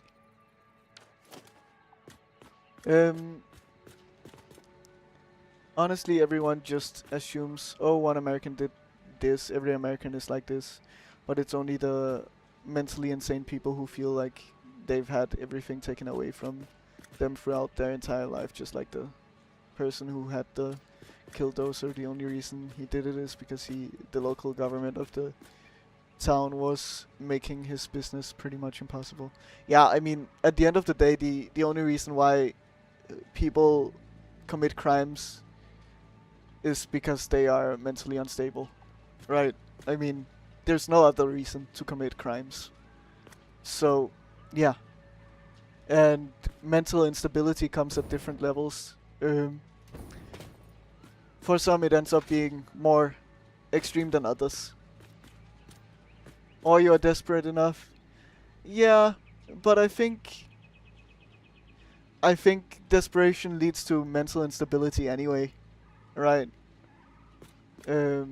It's desperation is kind of a mental instability in itself. Makes you do things that you normally wouldn't do. Danish people come out of the womb with a bad attitude and a fitness membership. A fitness membership? I didn't... Yeah. I don't know many people who go to fitness, to be honest. Including myself. Let's see, so...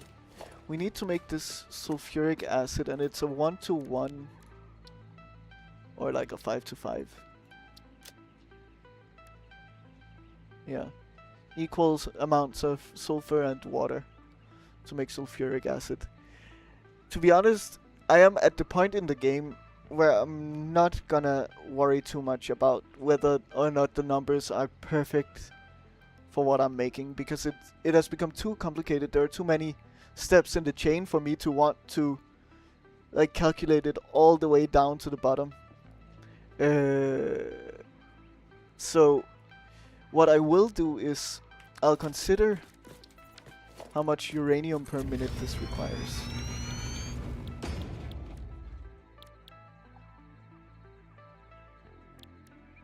Oh, it's in the refinery. Yeah. So 50 per minute. So that's 1-to-1 to 8, right? No, 1-to-1 to 1. Okay. That's easy enough to remember. Then, okay. So it's equal amounts of sulfur and uranium. That does make my life easier at the very least. Good. I like that. So that means that I'm mining, if not overclocked, up to 240 sulfur per minute. Nice. Danish don't need gym, they carry Viking DNA. Maybe. Maybe.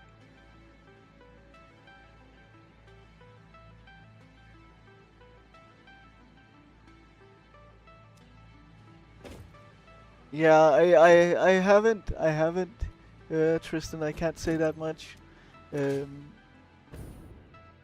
Okay, so we'll need 240 divided by 50. Yeah, so let's build 5 refineries.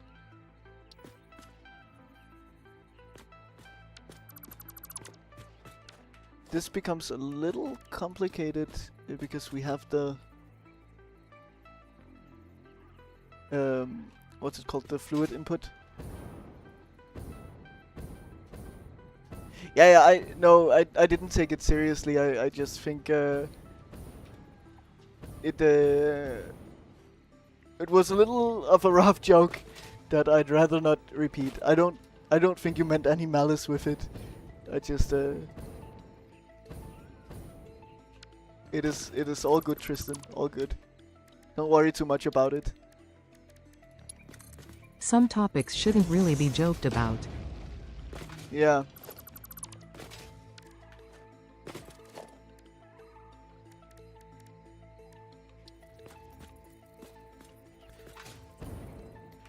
I definitely do think you have to be careful with what you say. Um, but I know that you don't want to hurt anyone. I have any malice uh, behind it.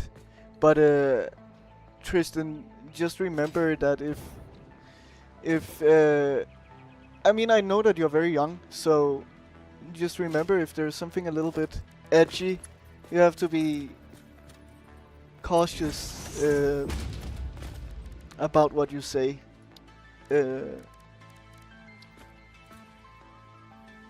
Because you also wouldn't want to hurt anyone. Um,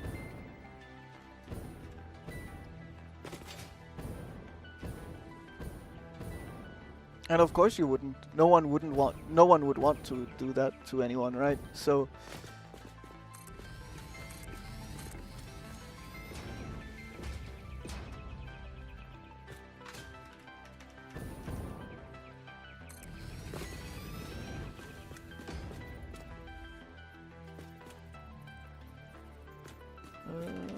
let's put you here, so that's 5.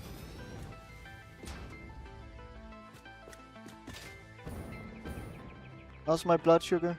I should go eat. Yeah, but it's a good stream. It's a good stream, you know? There's a lot happening. Don't neglect myself. Sure, but I'll be fine. I'll be fine. I mean, I will want to go soon, definitely. But it's not typical to have this many people in here, you know? I also do want to make the most out of it. Oh, thank you, Stella, for following. I really appreciate it. And also, I wish you the best. It's all good. You don't have to say sorry for following. It's all good. All good.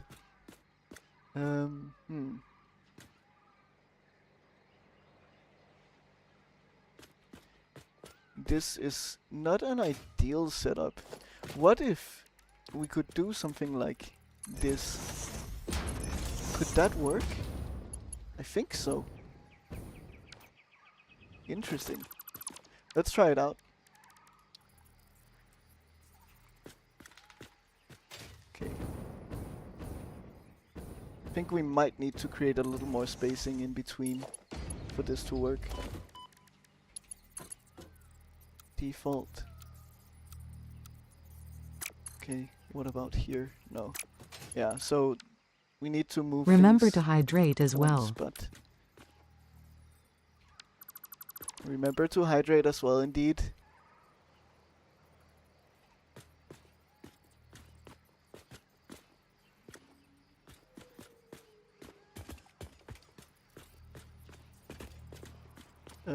Good. Let's.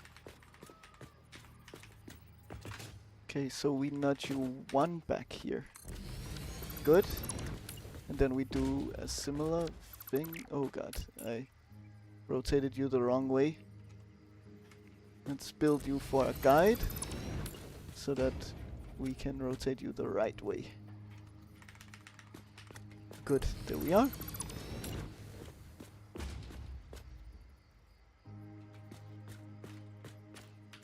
Perfect.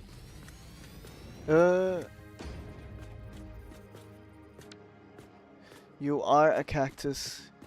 Yes, I guess so. I didn't know. I didn't know. That's news to me.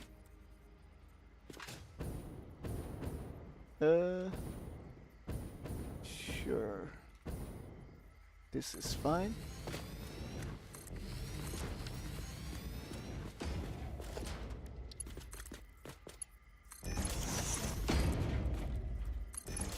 Good. And yes, now that definitely works. Yeah, so I think that's kind of how I would do it then. So line up with you. It's an interesting setup I haven't done before for sure.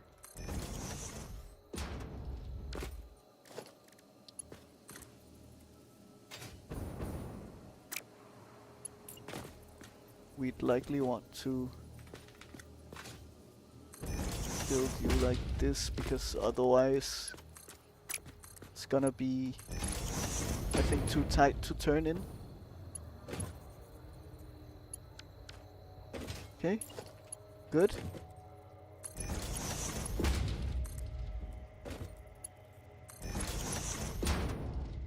So, I built a splitter here. It's not necessarily because I need to split, but it's because if... I mean, I can show it, why not? I have a feeling that if I was to do this, then...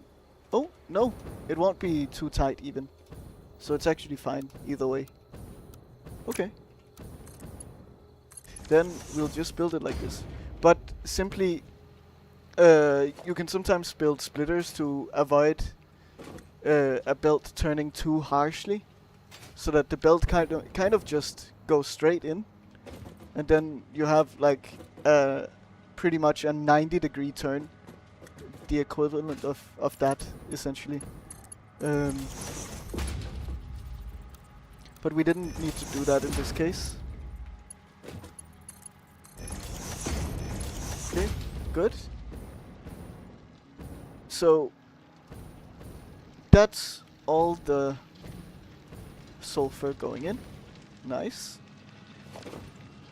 Let's sulfuric acid. So we need to do 240 divided by 5.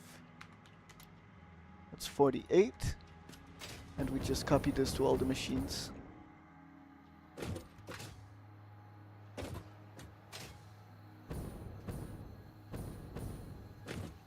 Do koalas drink water? I think so. But not this koala. Nah, I'm just kidding. Eucalyptus water from eucalyptus trees. I could see that. Remember, you have to check your power lines. Yeah.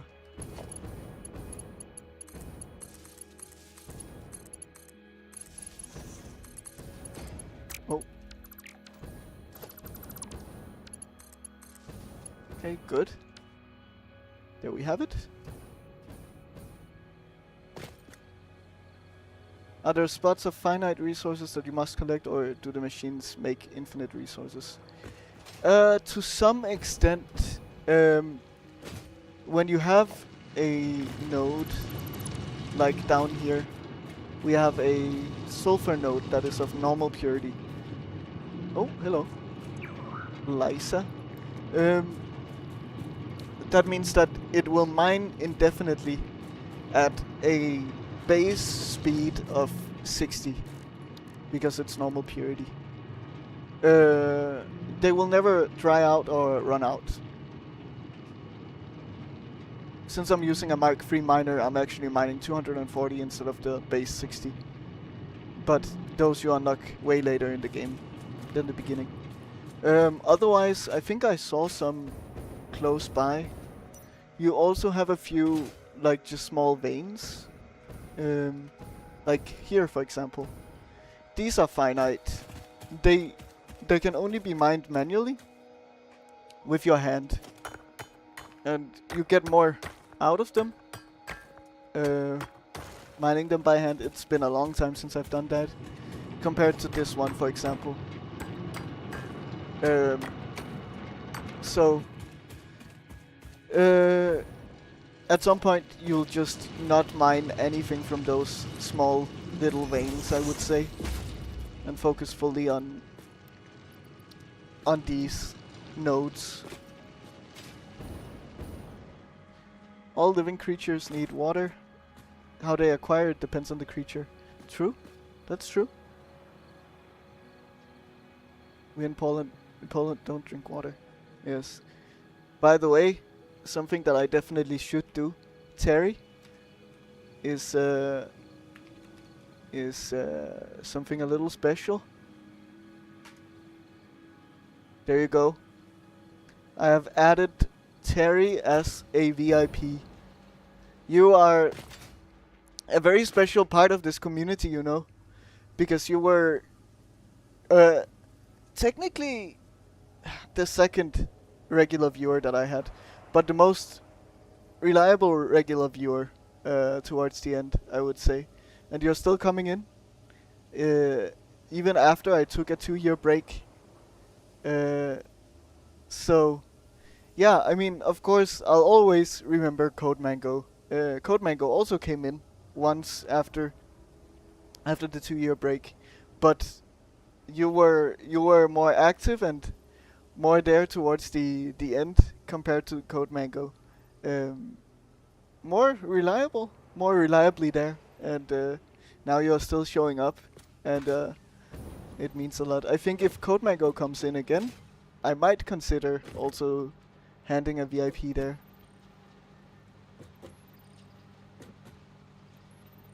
Has anyone seen Project Hail Mary? I have no idea.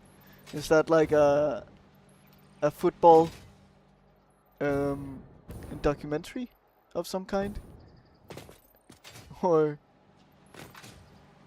what? Because I know that's a move that you can do in football. It's a movie. Okay.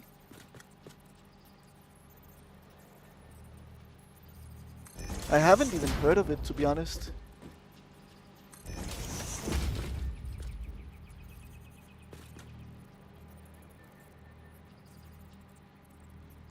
Wait, where are you gonna line up? Here. Okay.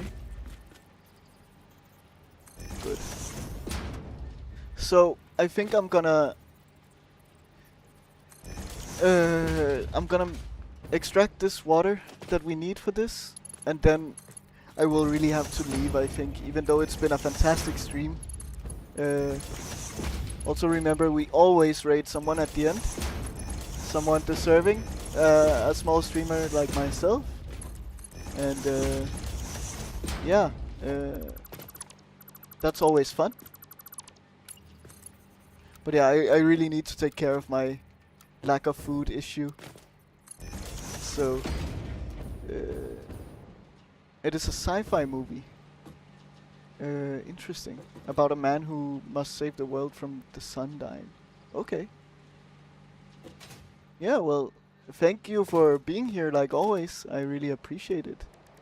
We're not going yet. Not yet. I just need this water done.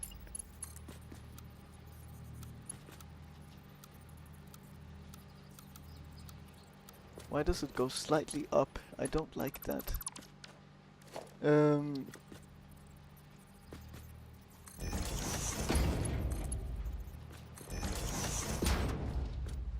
Okay, that looked weird for a second.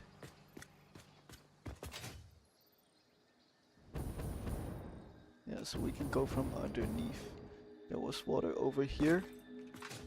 Do we even go from underneath? Probably not. Yeah. I think we just kind of go straight. You are just one off the center.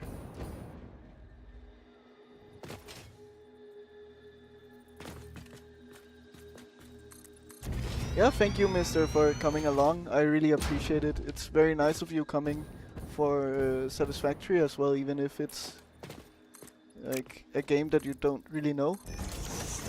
It's very kind. Let's see, water extractors, we need 2 of you, I believe.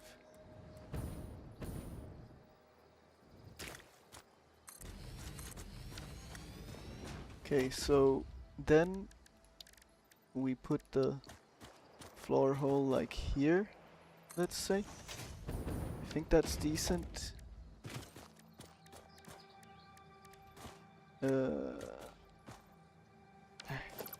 Not really lined up how I want.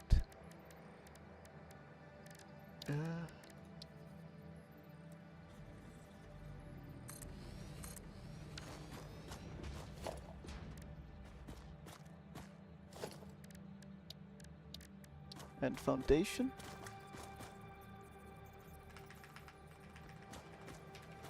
Okay. Good. We can build foundation like here. That's fine. Remove you. Okay. Good. So we need to go down from here. Oh. Oh god. Please don't come this way. Wait, so what is directly down?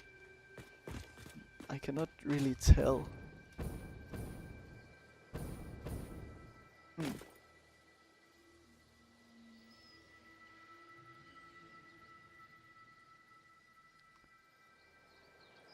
Mister, should I call you Mister? Yes. I'm making a thank you gift for you. Well, that's very kind. A drawing. Well, I don't think it's gonna be that easy to give it in person. I also don't feel comfortable with that for now, so my DMs might be closed, Stella. I'll try to figure out how to open them up because Mister did have trouble sending DMs earlier to me, even though they shouldn't be closed. I mean, that's up to Stella if she's not comfortable sharing like publicly. That's also understandable. Okay, good. So, but I appreciate it no matter what. It's very kind.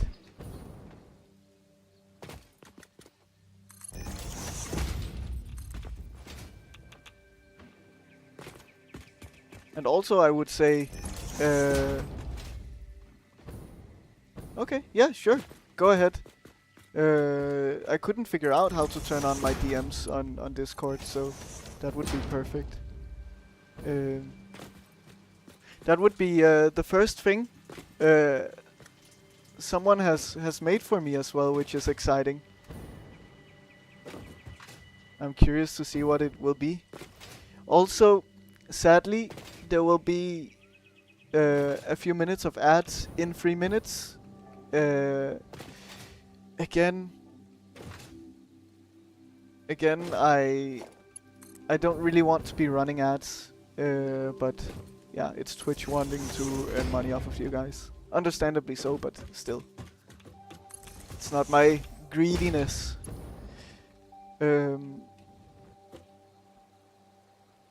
Yeah, yes, not in general. People have made things for me in life, but yeah, streaming wise, at the very least, it's the first time. So that would be something special. I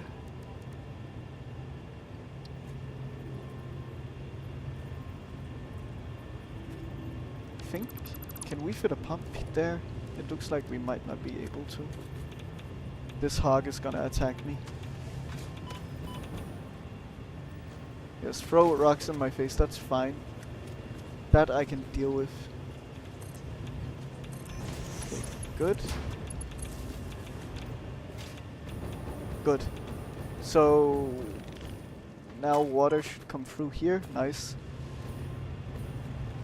And you each are 120 per minute, yes you are. These flies are so annoying. Let's slightly overclock for a bit.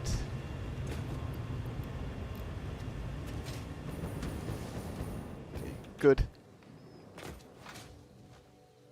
Would you recommend using petroleum coke to power an oil factory thing, or do you think it's better to just build a coal power plant next to it? Get regular coal in via a bus line. That's a good question, Plump. I'm not sure I can personally help you with that. I haven't worked with petroleum coke before,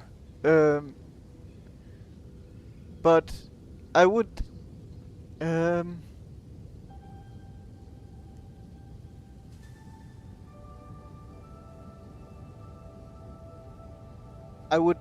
say that if I was in your position and I had some petroleum coke, I would use it in a coal power generator, or in a few coal power generators next to the refineries.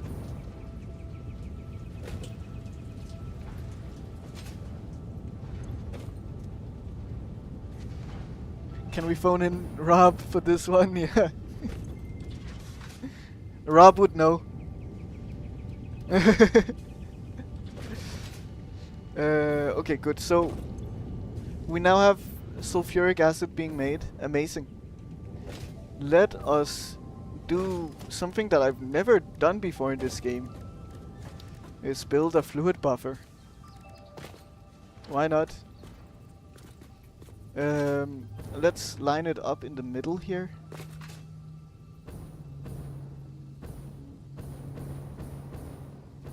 Of the foundation. Like this.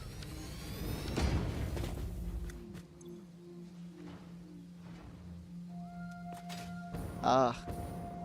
It's gonna be annoying with this though.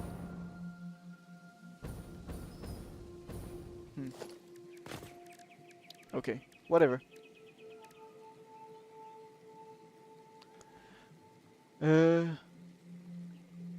Just standing here staring at the different recipes in the refinery to figure out which ones to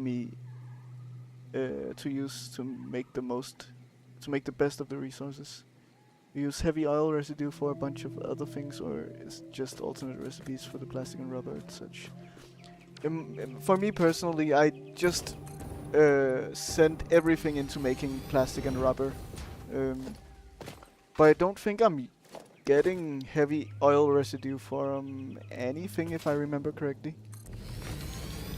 So what I do is I make fuel. That fuel makes polymer resin. I use that polymer resin to make plastic and rubber. That fuel goes into making turbo fuel, and that's it. So my only byproduct ever is actually just polymer resin.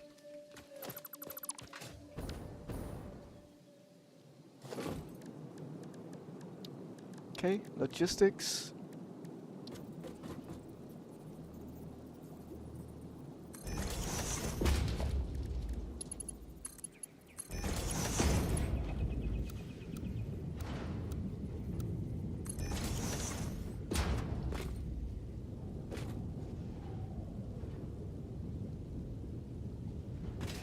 It can be used for other things.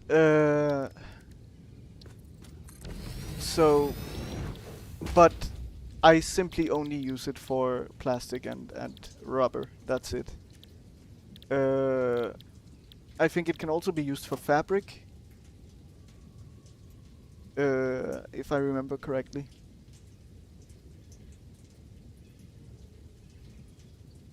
Well, if it's to kickstart a fuel power generation, you'd be better off using petroleum coke because it's just heavy oil residue and you won't need to bring in coal.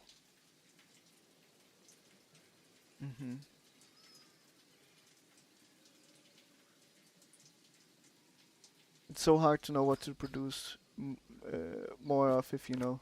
Yeah, so yes, as Rob says, I would search up polymer resin and see, go through these recipes, see what's useful, what could be useful. But yeah, I'm just using these two, residual rubber and plastic. As mentioned, you can also make fabric from it here. And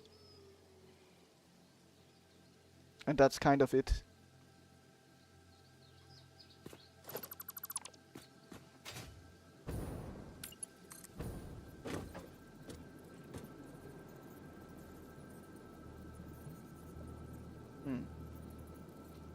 So, okay, I have an idea.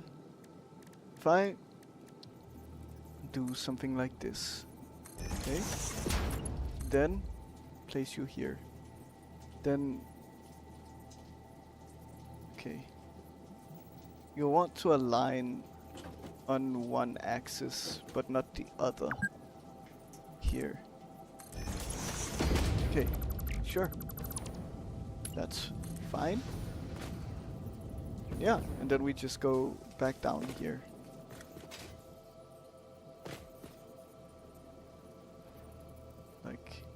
so. Like so. Good. That's not terrible. It's definitely not... what's it called? Symmetric, but it's close enough for me. I'll want to do something about this power line, but I don't want to do it now. Okay.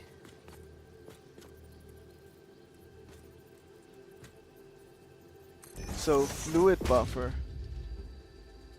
So, these can both be input and output. That is interesting. I wouldn't have expected that. Okay. Sure. Let's go and handle this then.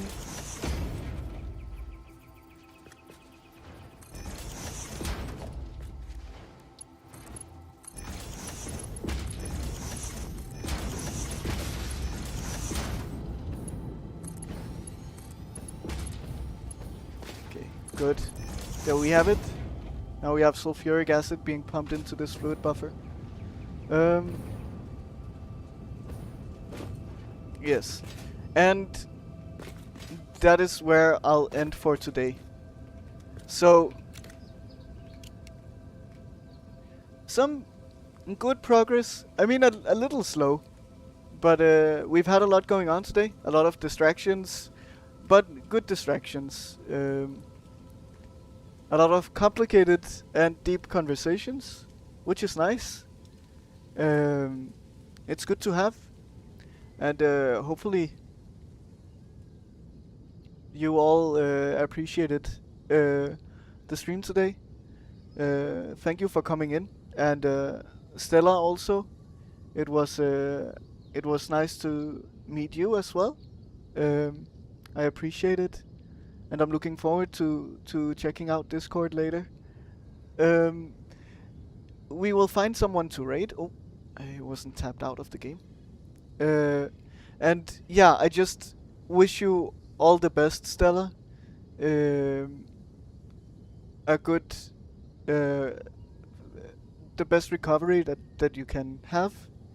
And I also think that it was very nice to hear that it was nice for you to maybe not necessarily to get something off of your chest, but at least to communicate and have someone to talk to.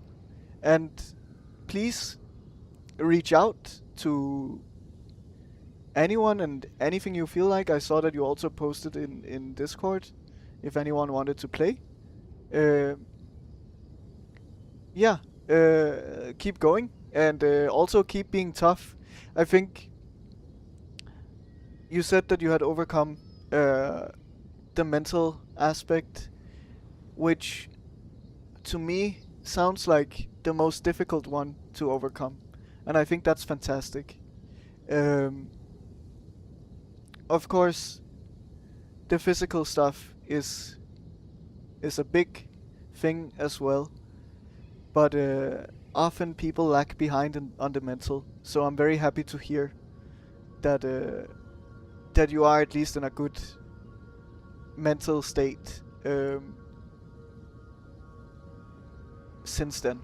So I appreciate you coming by. I appreciate you sharing, and also I appreciate everyone else for being supportive and nice, especially around someone who really is going through a tough time and who deserves it as well.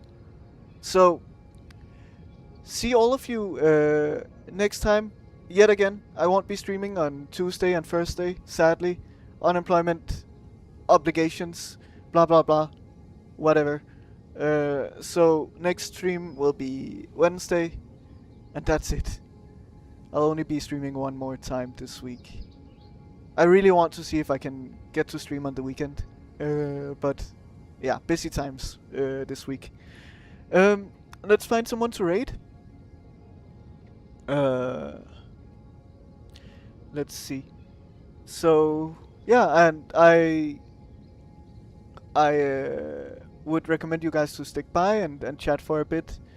I'll have to go quite soon after. I'll say a few things, but I really need to get some to eat some things.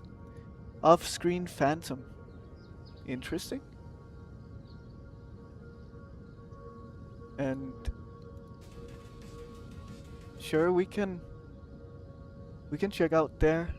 They're doing some interesting things with pipelines. Sounds good. Yeah. Thanks all of you for stopping by, and I appreciate all of the support and all of the chat messages, and all of you for being here. It's been a fantastic time. And well, I'll see you, hopefully all, if not most, of you yet again on Wednesday. And say hi to Off-Screen Phantom if you feel like it. Of course, no pressure. Yes, thank you, thank you.